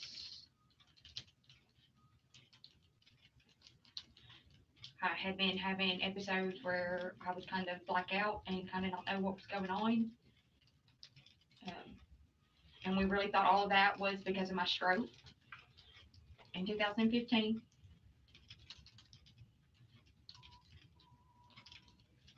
I was really a happy-go person until that. So, Anything else concerning mental health that I should know about? And that was basically the same thing we talked about the other day. All right. So, as far as the event that occurred last Friday, some things that would help me with the information that we already know are a few things that we really kind of need to iron out, and that would be like, what time did you leave your house Friday morning? I had talked to Wade when I was leaving. It was probably around. On the phone? Yes. Because he had told me to go ahead and put a follow back up on the chain. Because at the time, I can't tell you a direct time, but I know his phone will tell you a direct time. Was it before 7? Was it after 7? I think it was closer after 7. Okay.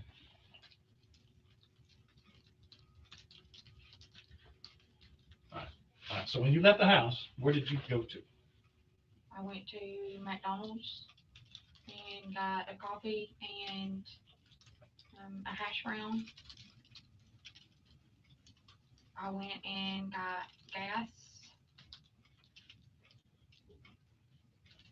Where's that at? At the gas station there in New Boston. Which one? Right beside McDonald's. Easy Mart or Truck Stop or what? No, the one that's right there beside McDonald's. Easy Mart? I think it's Easy Mart. I think there's a title place right next to it, right there, right beside it. How'd you pay for gas? Cash, I think. You don't need your card, swap card, anything like that at the pumps? No. How much gas did you use?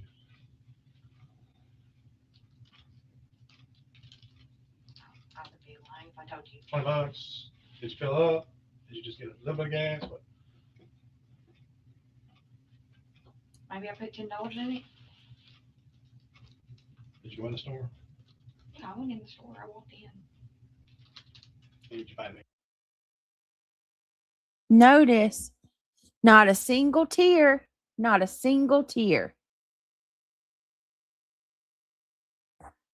Tonka girl, don't even come in here trying. We're trying to do a true crime case. Don't come starting on us. Nobody's sleeping. We're wide awake.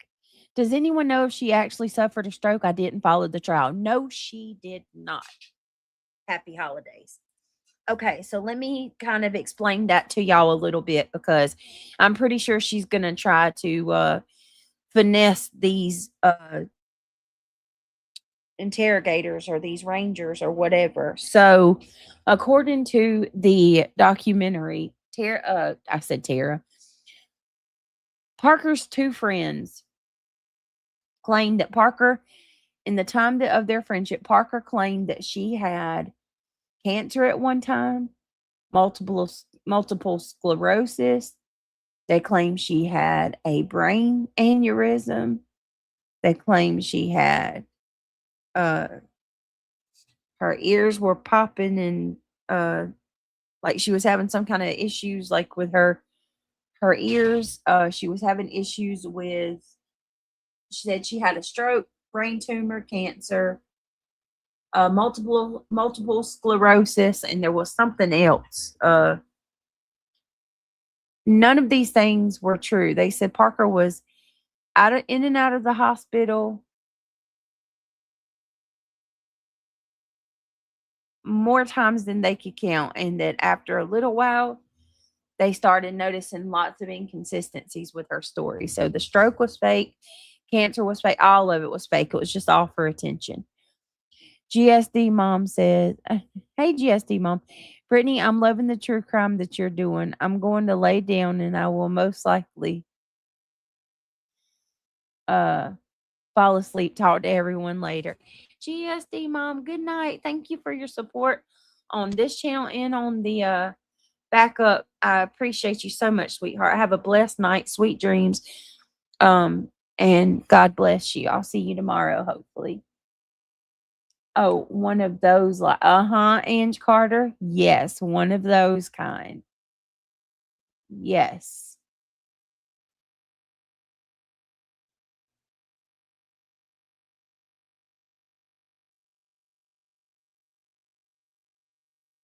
All right. Let's keep going. Hold on a second.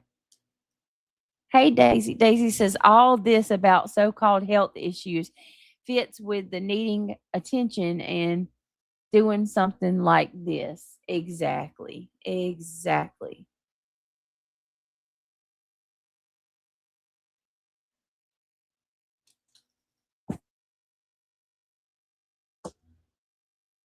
All right, let's keep going. Thank you, everybody.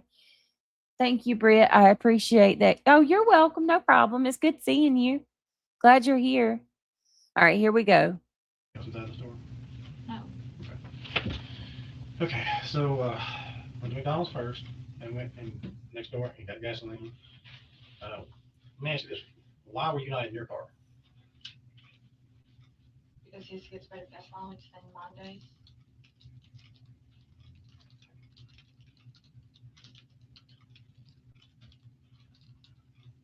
What the heck? Hold on. What did you leave the house with? Here we go. It's gonna get I interesting. leave the house with my purse, our bag that had all our clothes in it, a diaper bag. That was your clothes and Wade's clothes? Correct, yes, sir. And baby clothes? Yeah, everything that was packed in that bag. Right, and baby clothes? Yes.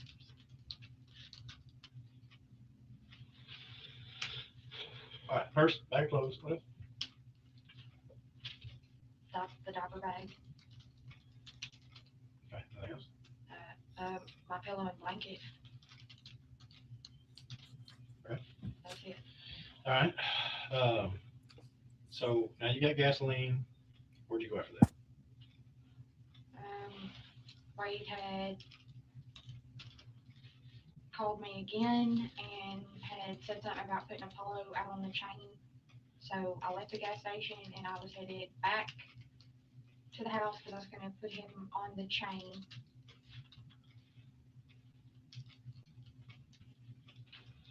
I had started to get a really bad headache. I know for a fact because I pulled over right there in Old Boston. Imagine being able to build an app with your name on it, just Hold by on, bear thinking with about me. it. Meet Bear with Base me. 44, a complete AI creation platform. Sorry, guys. Did you make it all the way back to the house? I did not. No, sir. Did you travel? You were heading back? I was headed back to the house. I had started to get really bad migraine, so I pulled over because I pulled over right as it says, I guess, the Old Boston for the new. I don't believe her on this part. I didn't know she said that. Did you hear that? She's starting to get really bad migraines, and she pulled over. Guaranteed. That is a part of her. Her saying that is a part of her defense.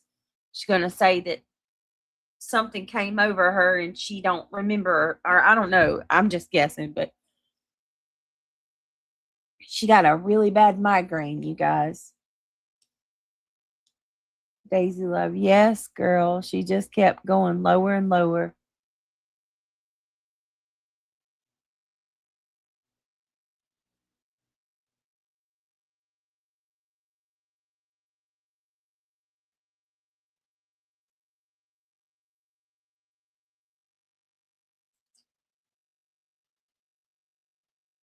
Daisy Love said she had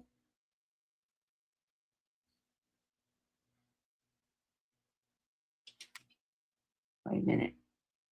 And says Daisy Love, yes, girl. She had kept going lower and lower from what I've seen so far. Hold on. No, I don't believe it either. I sure don't. Let's listen to how she tries to paint this narrative. Back to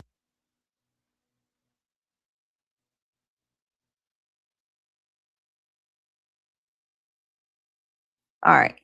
the house. I had started to get really bad migraine, so I pulled over because I pulled over right as it says, I guess, the Old Boston for the new Old Boston sign? Old Boston sign. That's on Highway 8? Yes, that I think it's right after you pass the timber or the forestry place. Yeah.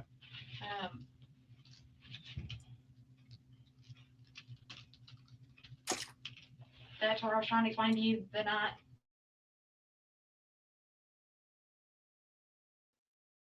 I never made it back to the house because I don't ever think I put Apollo on the chain. Yeah. Okay. The next thing I remember, I was sitting in a funeral home church parking lot. There's like a church and a funeral home. I don't remember getting there. Where was that at? In New Boston. It was in New Boston. Okay. But I never remember getting to the house, and I never remember getting to the funeral home or the little church place. They're right smack dab beside each other. You remember that? Yeah. What church is it? It's the, you're talking about there like by Tech Dot, right off of Highway 8? Yeah. That'd be the First Baptist Church in New Boston and Vegas Rock. Big church, right? Yes. Okay. So what were you doing there? My seat was all the way back. Okay. Like I was going to sleep.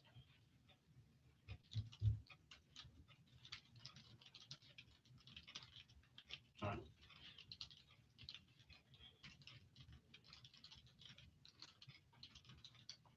What else? That's about it for there because I thought it was a little weird that I was just sitting in a funeral home parking lot. You're by yourself, though, right? That's what I'm supposed to. Okay. What happened next? Reagan had called me on our messenger deal. And she told me that she was worried about me from the night before. She told me to come take a shower. I told her that I didn't want to, that I just need to be by myself. I got off the phone with her. She called me back and told me to come over there. She asked me where I was, and I told her that I was in New Boston.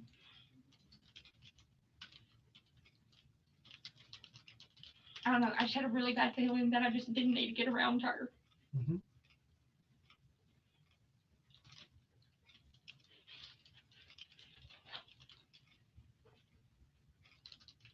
So when she called back the second time, what y'all talking about?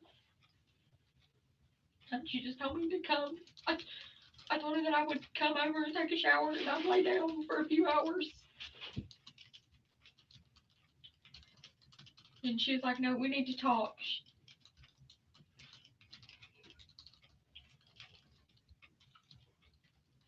Okay. So I drove over there. So you left the church and went straight over there. Yes. All right. I pulled up and she had already opened the garage door. And she was standing there doing laundry. And that's when she Oh, grabbed, Lord. she grabbed my shirt and told me that. Oh, come on. Bullshit. Are y'all hearing this? Oh, bullshit. So now Reagan came out and just grabbed her. Are we really supposed to believe that? She just came out all aggressive, pregnant, and grabbed her and wanted to fight. I can't. You can't make this up. Hey, Justice Jane. Oh my goodness. Hi. Long time no see. Welcome. Okay, can I just go back like 3 minutes and hear this part again to make sure I'm hearing this right? Good night, Carolina Moon. Love you. Have a sweet have a blessed night. Sweet dreams. I've got to hear that again, y'all. There was something wrong with me. That was not myself. She was like, last night you couldn't even have a conversation with me without asking me to repeat myself. And she had already opened. And she was like, hours. And she was like, no, we need to talk.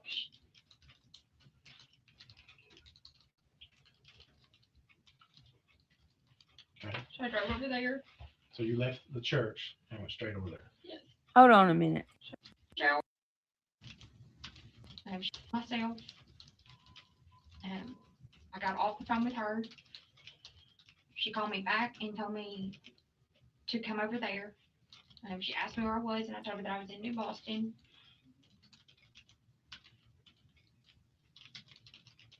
I don't know. I just had a really bad feeling that I just didn't need to get around her. Mhm.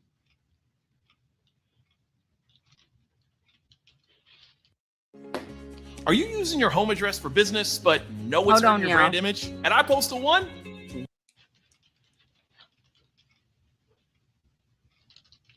So when you call back the second time, what y'all talking about? And she just told me to come. I told her that I would come over and take a shower and I'd lay down for a few hours. And she was like, no, we need to talk.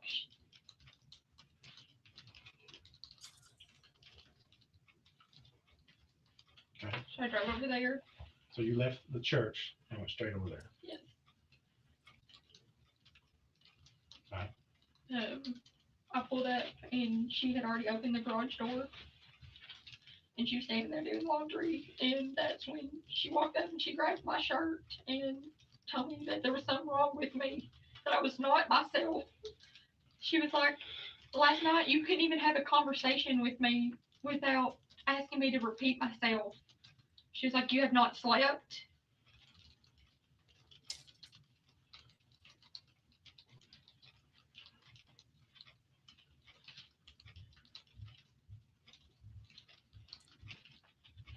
Okay. So was Reagan? What was Reagan wearing? Her night clothes, I guess. What does that mean? She was in a pair of, like a big t-shirt, maybe some shorts. I thought they were like her panties. Were they shorts or panties? Like, I guess shorts. Okay. Just like little sleep shorts. Any shoes, socks on, anything like that? I don't know, I didn't pay attention to her feet. Okay, good. All right. So your first interaction with her was in the garage. A little outside the garage. So on the driveway outside. Okay.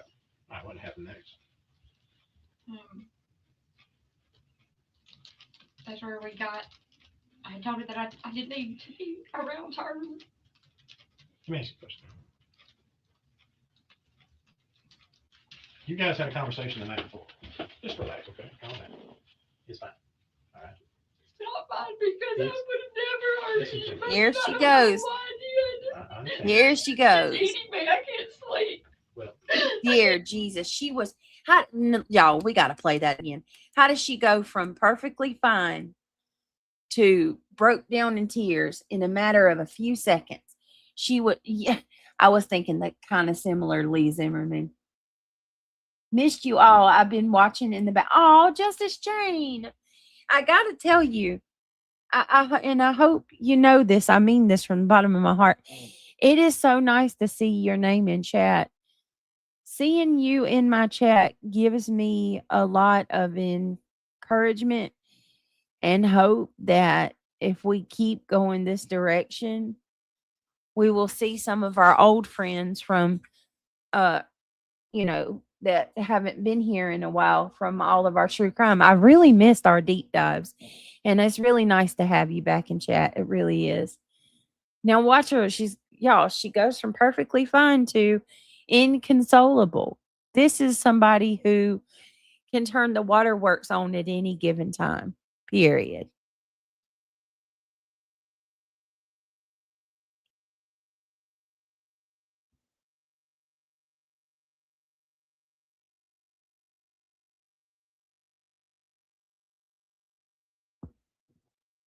All right, here we go. what was Reagan wearing?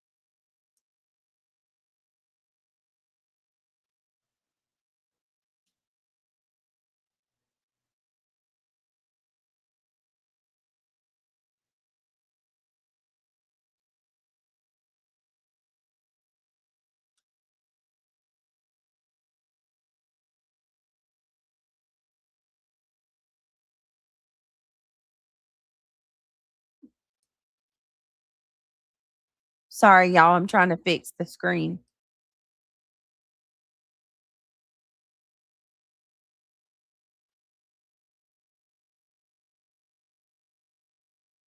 What the hell? What happened to my... Hold on. What happened? Hold on. Shit. How did I get... Oops, we lost... No, I'm here. Can y'all hear me? I got it. Sorry about that, y'all. It just disappeared off the screen.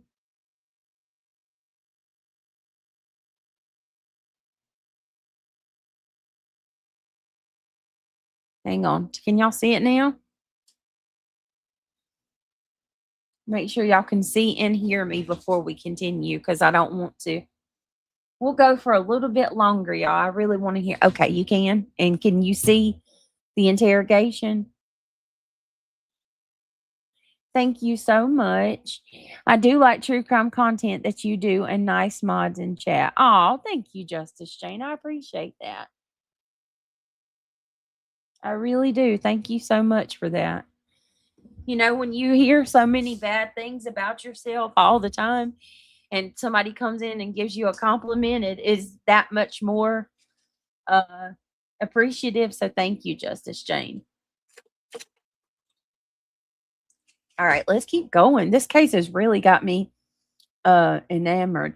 And also, just for those of you that hear me, or if you're listening to the replay, welcome. Please hit that thumbs up. If you'd like to become a member, we'd love to have you on board. We are trying to rebuild and get back into our true crime groove, if you will. Also,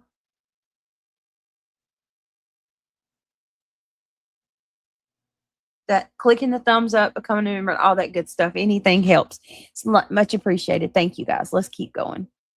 Oh, we're going to be doing Murdaugh in the coming few days. The Murdaugh trial is going to be starting back up. We're going to be covering some of that. And got lots of case deep dives on the way. Sebastian, new cases, unsolved cases. We're going to be doing a lot of stuff.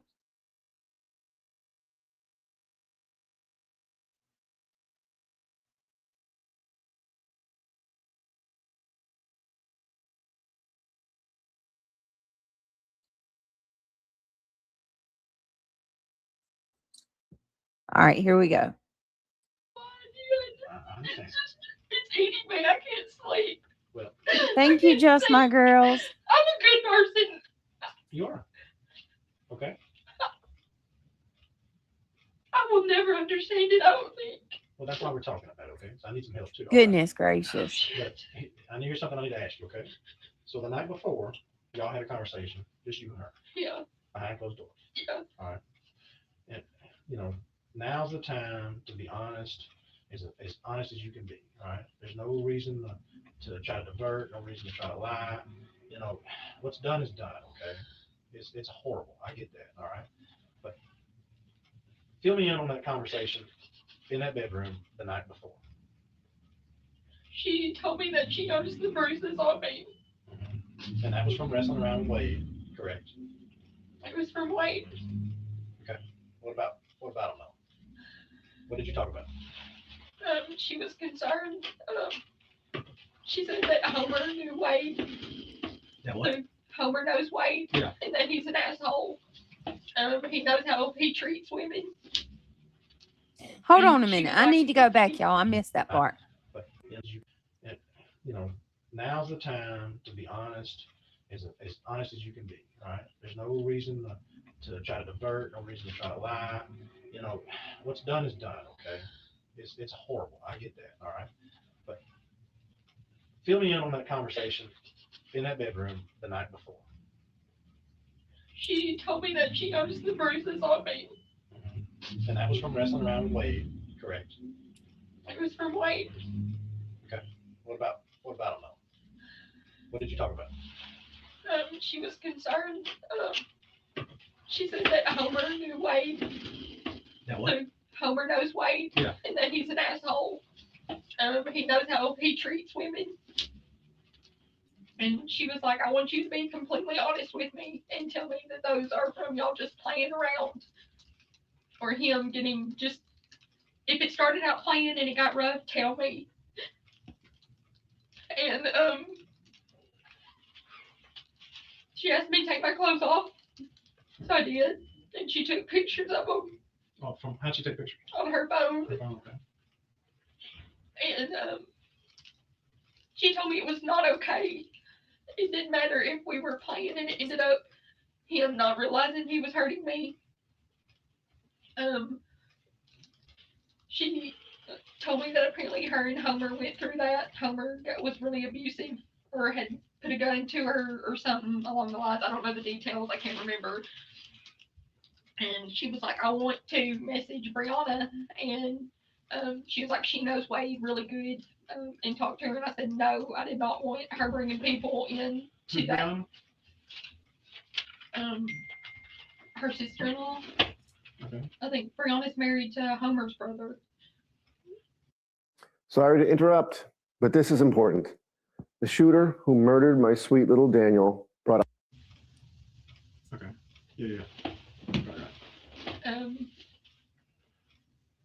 When I took my clothes off, she knew that I wasn't pregnant. Oh my God. So is this conversation supposedly happening all the same day she killed her? It's so crazy too, because we know that she's not telling the truth. You know that. I don't.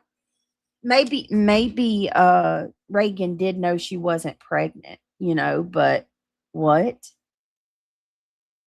Yeah, allegedly, Tiff, amazing Tiff. She changed the story so much about everything.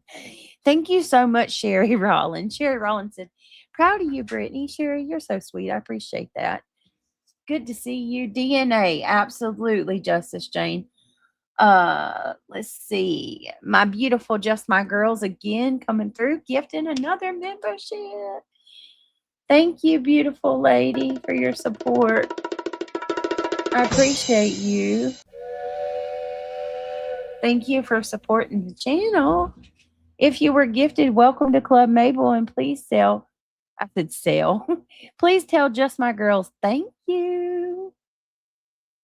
What do you want to bet there's no tears or snot? Girl.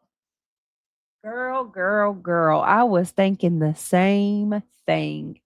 I was sitting here thinking, if only we could zoom into this bad boy. But I'm so glad that we found this. And listen, let me see how long it is, because I think they said this is part 1. All right. It's about an hour, 2 hours. But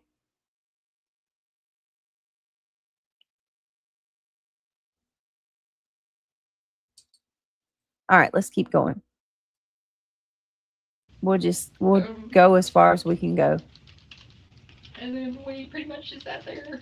Kinley was running back and forth. So Reagan confronted you about not being pregnant? She knew. I mean, she went ugly to me No, about I'm not it. saying that she was ugly, but she said, hey, you're telling everybody you're pregnant, but it's obvious you're not pregnant. Correct. Okay. So she basically confronted you. And Yeah, brought but it she to went your, ugly. I know, she was friendly about it, but she brought it to your attention that she knew. Yes. And she asked me what my plan was going to be. That she felt like I needed to go stay at my dad's until I could figure everything out. I said that I was going to think about it. She was like, do you want me to say something about Wade putting his hands on you? And I told her, no, I did not want her to do that. I mean, regardless of how me and Wade are, Wade is a very good person, and I don't want anybody to ever think of, anything other than that. Okay. He would give us the shirt off his back. Right. So this was the night before this conversation. is not before. This was when we were in the bedroom. She just kept saying she wanted me to go stay at my dad's because she thought I needed some sleep, and I was clearly not sleeping. Right. She brought up us sitting at the table, and she was like, why do you have to ask me what I'm saying like you're not comprehending, but you're looking at me? She's like, it's like your mind is not. Y'all, Y'all, I'm sorry. Look how fast she shut down the waterworks. She literally went from inconsolable.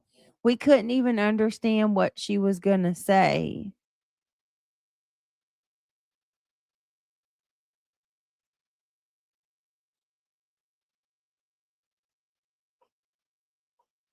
My God. Just right off. Wow. It's not here. Hold on, Mama. And I told her that I felt like I was going crazy, that I didn't know what was going on with me. And I told her that I needed to tell Wade that I wasn't pregnant. And she said, well, why don't we think of something that way he doesn't have to know that it was just a lie. She was like, I can pretend to be somebody and call and just be like, you know, she's having a miscarriage or whatever. And we pretty much we kind of got off of that whole subject because it was getting late and Homer started hollering and cussing in the kitchen for some odd reason. I guess Kinley's was slamming the door and Homer started hollering and cussing at Reagan.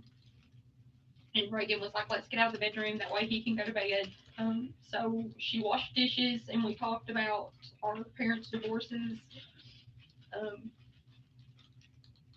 She was telling me some stuff. I guess something happened to her sister and her dad took the money or something, a wreck, whatever. And then Wade called me and he was like, hey, you know, when are you coming home? I said, sorry that we had got to talking and it just lasted late. So we went home. So I left and went home. Okay. What's the fastest way to go viral right now? Dancing? Doing something crazy? Posting 3 times a day? Nope. That's what everyone's doing. That's why it doesn't work anymore. Okay then, go. All right. Okay. So now here we are. You're back at the house, and Reagan's office concerned. So Friday morning, she confronts you Friday morning. You said she grabbed you in the driveway. She didn't grab me like in an ugly manner. Yeah, you she said was that just grabbing me. It was kind of like forceful. She was shaking me. It was kind of a caring, but forcible type grab, right? It wasn't in I'm fighting. No, it was not in a I'm fighting. It was in a you need to wake the fuck up type. Like if I grabbed you and I said, I need you to wake up. Yeah. That's exactly how she did it. Basically she was not doing it to be ugly or mean to me. Yeah, she was trying to get your attention. Yeah, I guess. Yeah. Trying to snap you out of whatever's going on, right? Yeah. Okay, so now that's occurring in the driveway. What happens next? You know what time you got to her house? I do not. I know she said she was late. She said she had overslept. That's the first thing she screamed at me. She said she's supposed to do anything?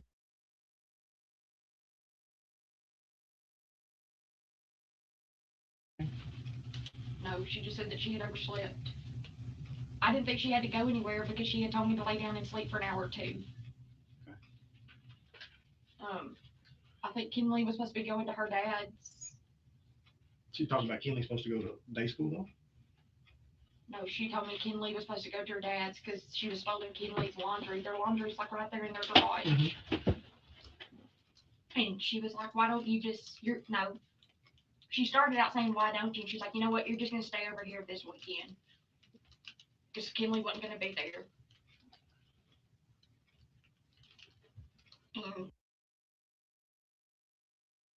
You know how I know that this woman is calculated as F, and how I know that she's evil? I mean, from beyond the obvious, we know how she's evil. But here's another telltale way that I know that she's monstrously evil and she don't have any feelings. She can sit here. Kinley is, now mind you, Taylor has a daughter. She has kids. She has a daughter and a son of her own. Kinley belongs to Reagan. She's the 3-year-old little girl.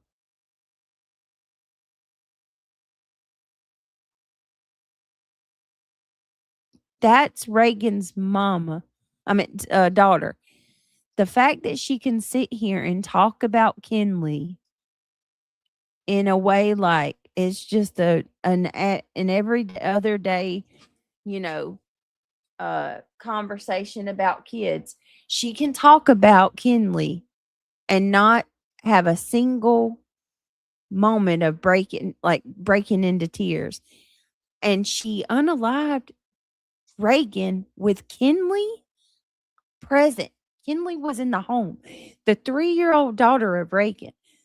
That is how I know, besides the obvious other things, this lady is Lucifer incarnate, because she can talk about that 3-year-old little girl and not bat an eyelash.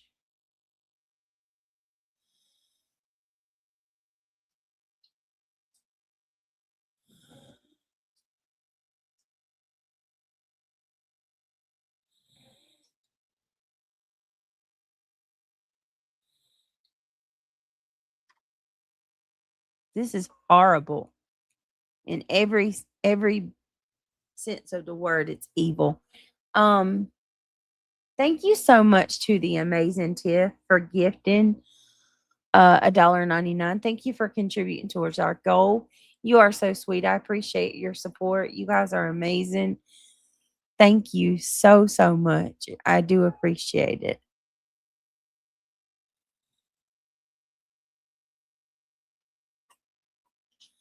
All right, here we go. I was like, I told her I didn't want to overstay my welcome because Homer was being just complete shitty the night before. And she said that he was just in a mood about not being happy.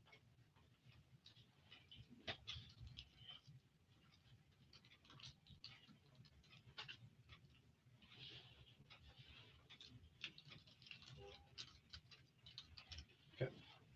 So she told you to come inside and sleep. That was when we were in the garage. Okay. We hadn't gone in. All right. I shoved her down. Where? In the garage. You like pushed her down on the ground? I pushed her down on the ground. Why? What created that? She was shaking me, and I was already out of my fucking mind. Were you crying? Were you just? I was crying because I didn't want to be there. I knew if I stayed there, I knew something bad was going to happen. And it was like when I shoved her down, everything changed. Where were you at in the garage? Her car was right here, and we were in the space where the dryer was. So to the right side of her car, like you're looking at the the right, door? yeah, because there was something over here on the left side. Okay, so let's say this is the piece of paper in the garage. Here's her car. This is the washer dryer. Here's the door. I shoved her because she hit her car and then hit her head on the floor. Okay. Yeah, because there was something over here on the left side. And we were in the space where the dryer was. So to the right side of her car, like you're looking at the door? right, yeah, because there was something over here on the left side. Okay, so let's say this is the piece of paper in the garage. Here's her car. This is the washer dryer. Here's the door. I shoved her because she hit her car and then hit her head on the floor.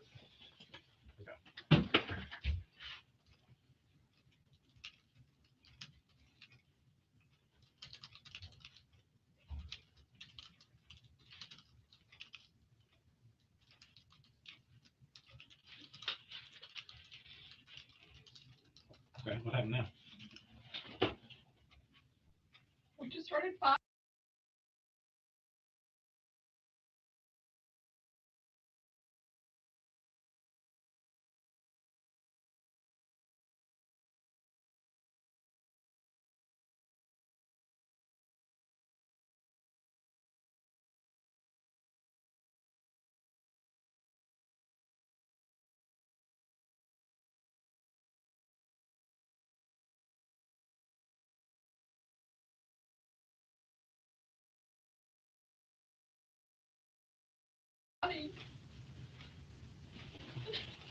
How did you get inside?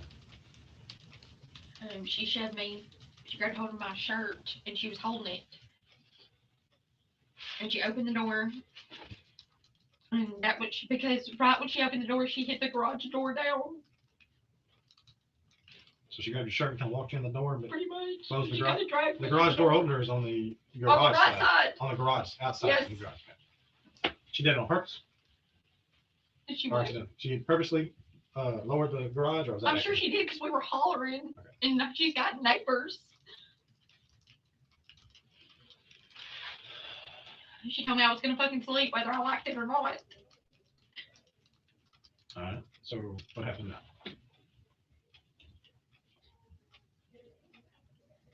And I where's shoved her your into the table. Time out. All right. I shoved her in the table. We'll get to that in a minute.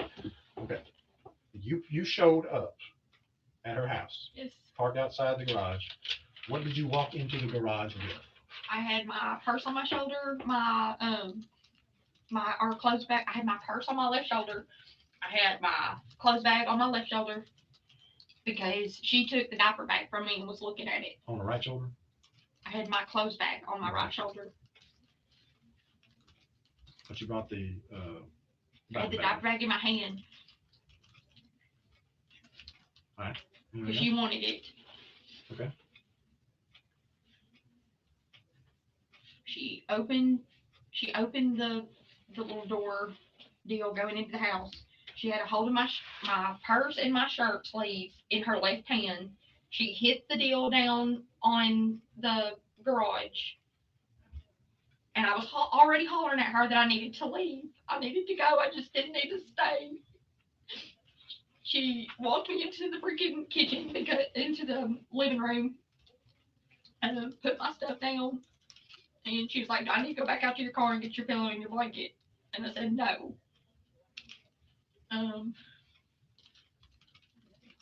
But she walked to the bathroom and turned her straightener on, I think.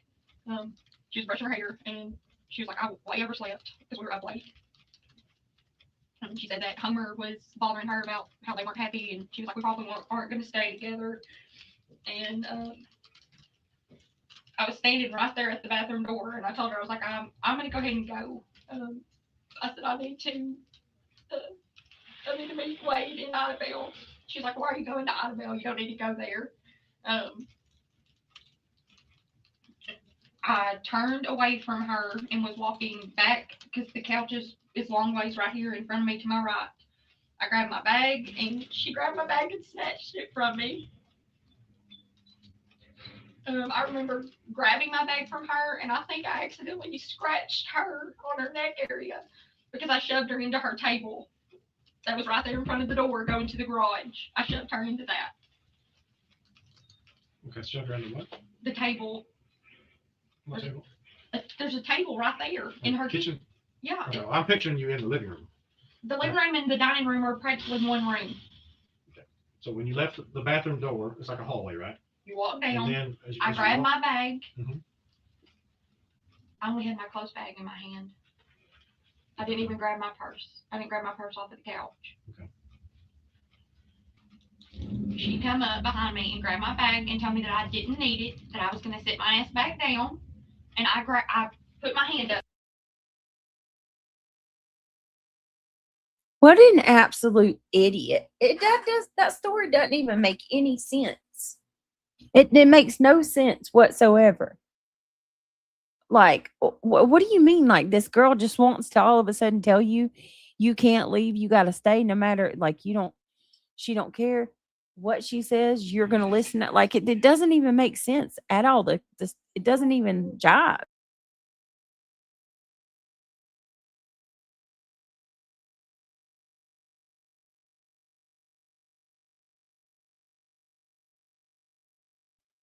I mean, just, and she thinks she's got them woed. She thinks she's got the cops.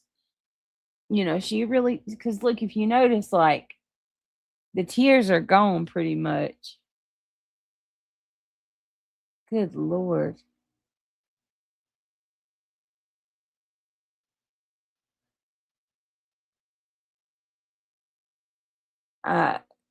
This is crazy.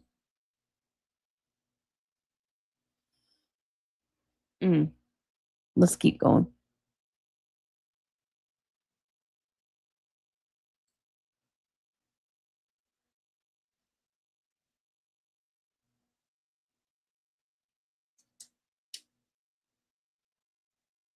I'm glad I'm not the only one. I'm glad I'm not the only night owl. Me too, girl. Daisy says, because a woman who is excited to have her baby and is set to have, let me see, excited to have her baby and is set to have her baby the next day is going to be physically fight with someone. Yeah, exactly. Exactly. And wait a minute, Daisy, she was scheduled for a C-section the next day? If that, I didn't know that. You're talking about Reagan? Reagan, well, obviously Reagan, nobody else was pregnant. Reagan was scheduled for a C-section the following day? Oh, don't tell me that. That's going to break my heart even more, man. What in the world? Man, this lady is awful. Oh, man.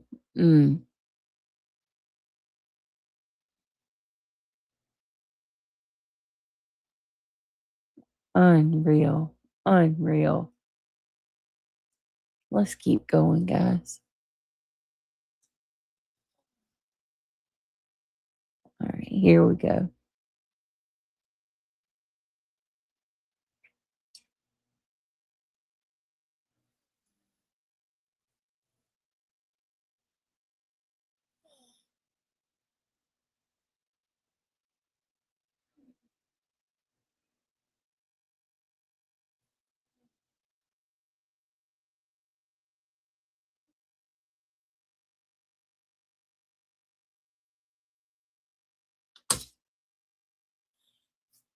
All right, hold on. Thank you, everybody, for being here with me. In her face, and I know for a fact I scratched her because she said I scratched her. And I shoved her into the table. The kitchen table. Right? Yes. She stood back up, and I remember her specifically screaming at me, Taylor, what's wrong with you? I grabbed a hold of her and slung her because she fell into these little tables that were over by her couch. I think she hit her face. She hit something on them because she was bleeding. From where? She had blood on her face. Face. I mean, it could have been coming from her head, but it was on her face. Nose. No, it was on her face. It was on her face. Okay.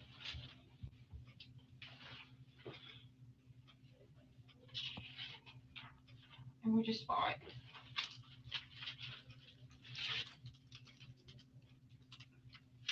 All right. This is where I need, I know we went over a bunch of stuff the other day, but this is where I need some real specific stuff. Okay. When did the knife come out? She got up.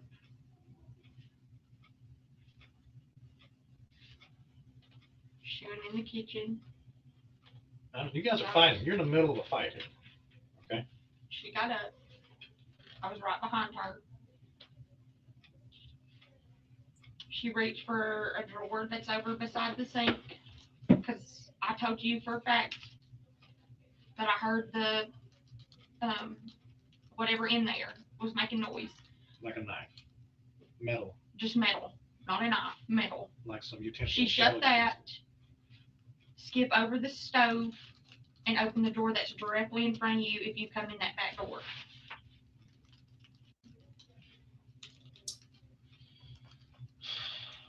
She's screaming at me to stop hitting her.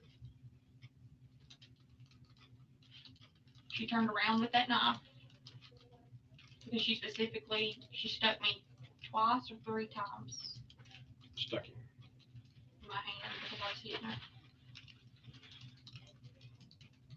You really didn't have any, to me, you don't really have any real cuts. I mean, there's some little abrasions, you know. Just stuck me. You know what I mean? If she's got a knife, trying to stab me. Yeah, but if she's got a knife and that knife, you know, and you're hitting or punching or whatever, with your own force, you might accidentally stab yourself. That didn't happen, all right? No, I didn't stab myself.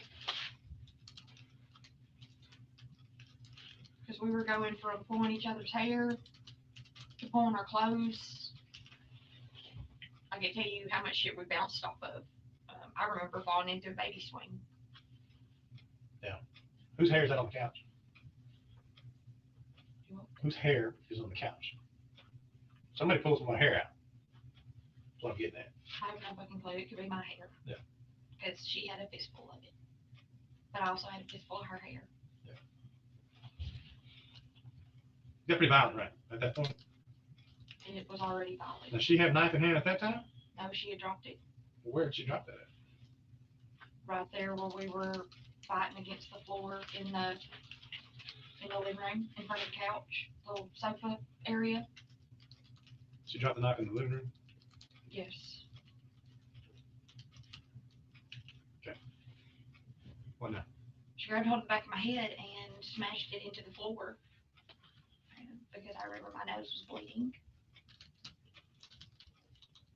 But then I turned around and did the same to her.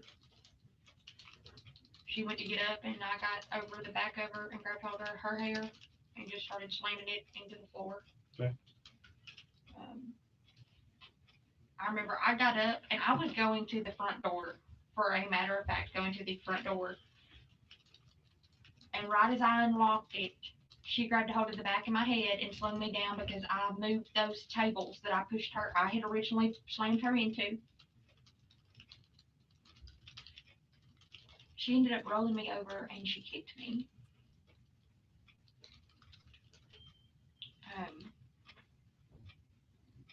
So basically you fell on the floor? I did, yeah. She rolled you over and kicked you? And she kept saying, "What's wrong with you?"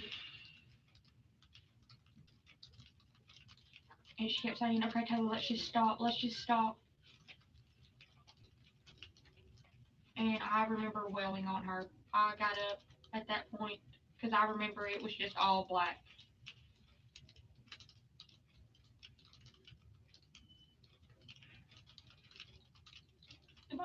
Going up on an older lady in the parking lot. All right. What happened? I just kept hitting her in the face with my hand. With what? With my fist, for what I know. Because my right hand really, really hurt.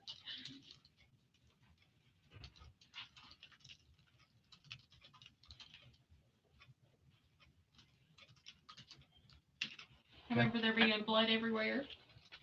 There was blood on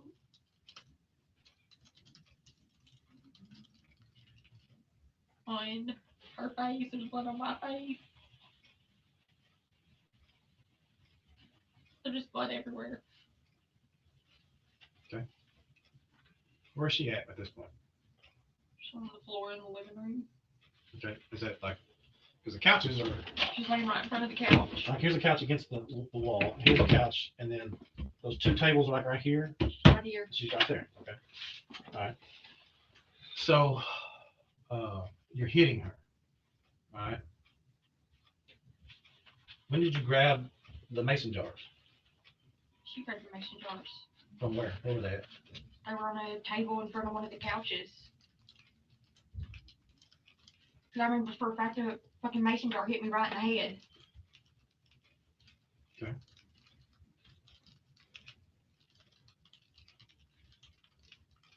On your forehead area? On the right part of my Above top your of my right head, eye? yeah. When did you grab them? When we were both on the ground fighting, I remember hitting her with them, or at least with one of them.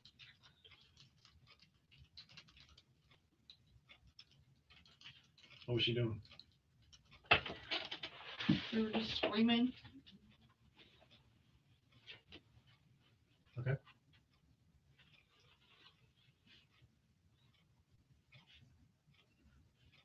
What do you think was going to happen to those jars?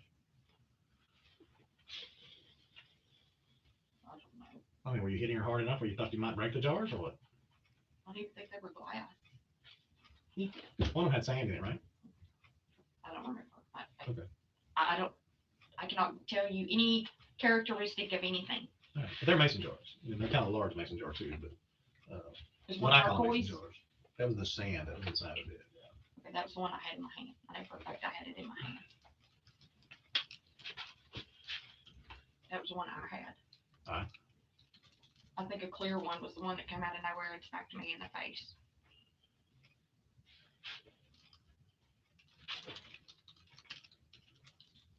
All right, what next?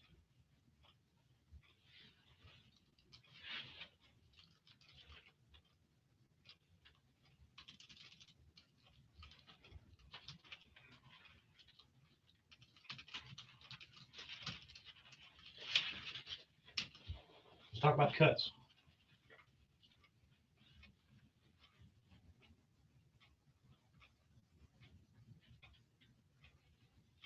Did I break that mason jar?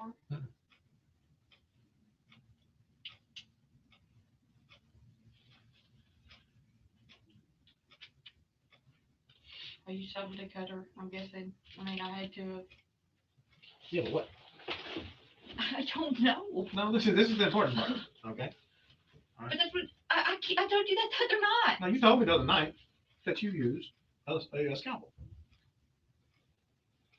That was after the fighting. Okay. That was after the fighting. Okay. But during the fighting, what was used? We used blunt force objects on each other. I got you. Okay. The knife that she had, where is it at?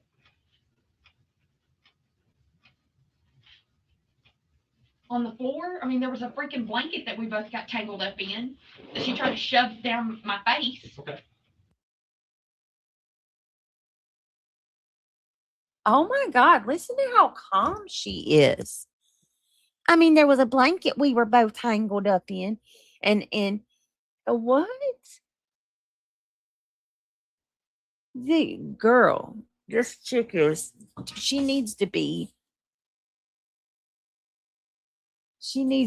honestly. Oh my goodness. She was.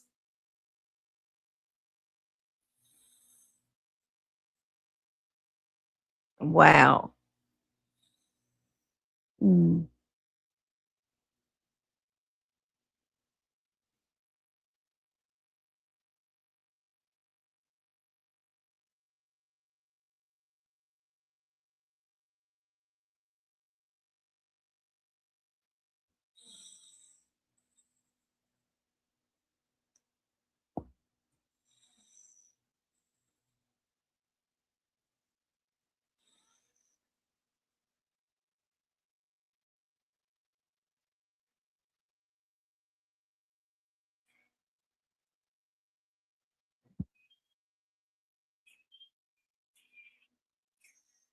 I'm blown away. All right. When did you use that knife on her? Oh my God. Trigger warning. I can tell you the time blue in the face. I do not remember using that knife on her. If I did, okay, I'll take that. That's fine. Relax. Okay, listen to me. Listen. Okay, listen to me. All right. I want to keep talking, but I'm trying to remember. I can sit here and think, but I don't want to make anything up. Okay, well, just stop. All right, just stop. Just relax and stop. Okay. All right, I understand that you just went through a crazy ass experience, one that you never expected to go through. I get that. Okay. She didn't do anything wrong. She didn't do anything wrong. I get that. All right, but listen to me. Okay. There's a knife that you claim she brought out. Yeah. Okay. From the store. If I wanted that knife, where would I find it at? We searched the house. It's gone. It's not gone. That knife was in there. It's gone. There's no sign of a knife. Okay. So that's why I'm asking you, where is that knife? I did not take that knife. I ain't telling you. You didn't put it in your bag. You didn't leave the house with that knife. No, sir. I did not. All right.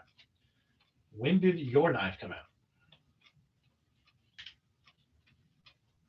When she was laying there in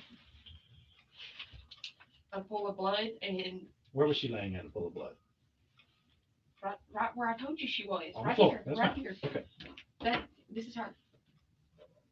This is the This couch. is her head. This is the wall here. This is the couch. Yes. All right. She This rolled is the over. kitchen. She rolled over. Sorry, that's not what I need to use. She rolled over and she specifically said, take her because I feel like I'm done. Okay. What kind of injuries did she have at that time?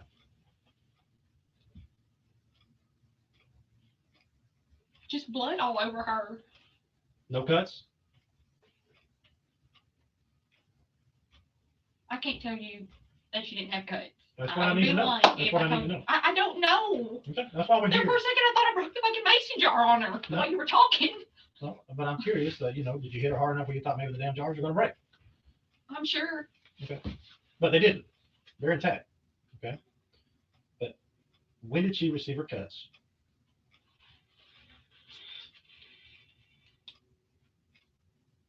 Because the way it appears is these cuts happened during a fight, because they're not in just one location. They're all over her body.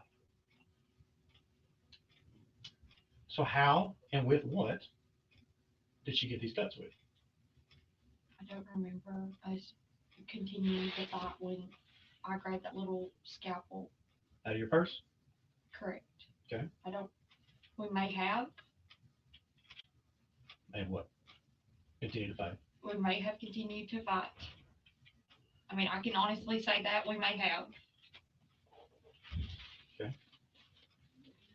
But all she did was lay there and talk to me when I cut her. When you cut her? Yes. What did she talk about? She just said she was screaming, take her out. What does that mean? Take the baby out. Take her out. Take She was screaming her at out. me to take her out. She was like, being I'm the baby. finished. She said, I'm dying. Okay. She was talking to me. All right. What were her injuries at that time? They were all up at her face. From the mason jars? For me hitting her and yeah. I'm really about to piss y'all off, but I gotta save the rest of this for tomorrow. I don't just want to, you guys, and you're more than welcome to go finish this and watch it. Here's the link. I'm dropping the link again. Shout out to the channel, True Crime. What is it? True Crime. Oh, dang. Wait a minute.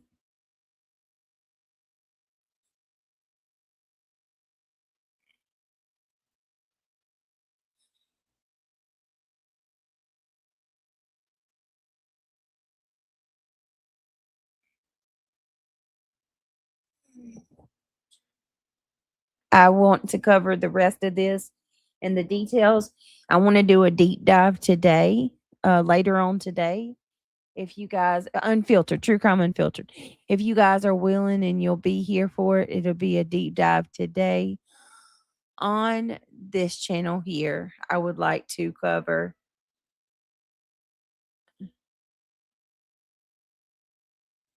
Yeah, that's what we're going to do. The details are already hard enough to hear, but I want to go through it tomorrow when more people can be here. No, I know, Ange. So I hope you guys can come back tomorrow or later today, because that's going to be a good one, I think. We're all going to be, well rested, and this is going to be wild. So I will see y'all.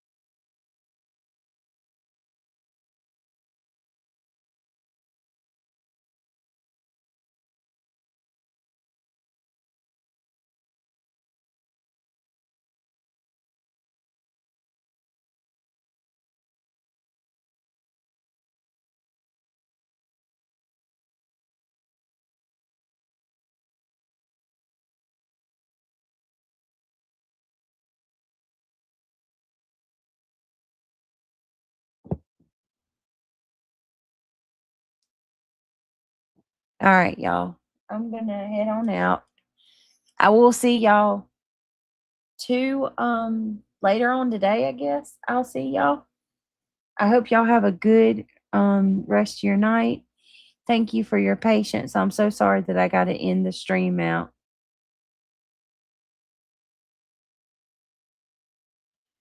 All right, y'all have a blessed night, blessed day, however you want to call it. Thank you so much for spending time with me. I know this is a hard subject. It's tough and it's almost 5 o'clock in the morning, but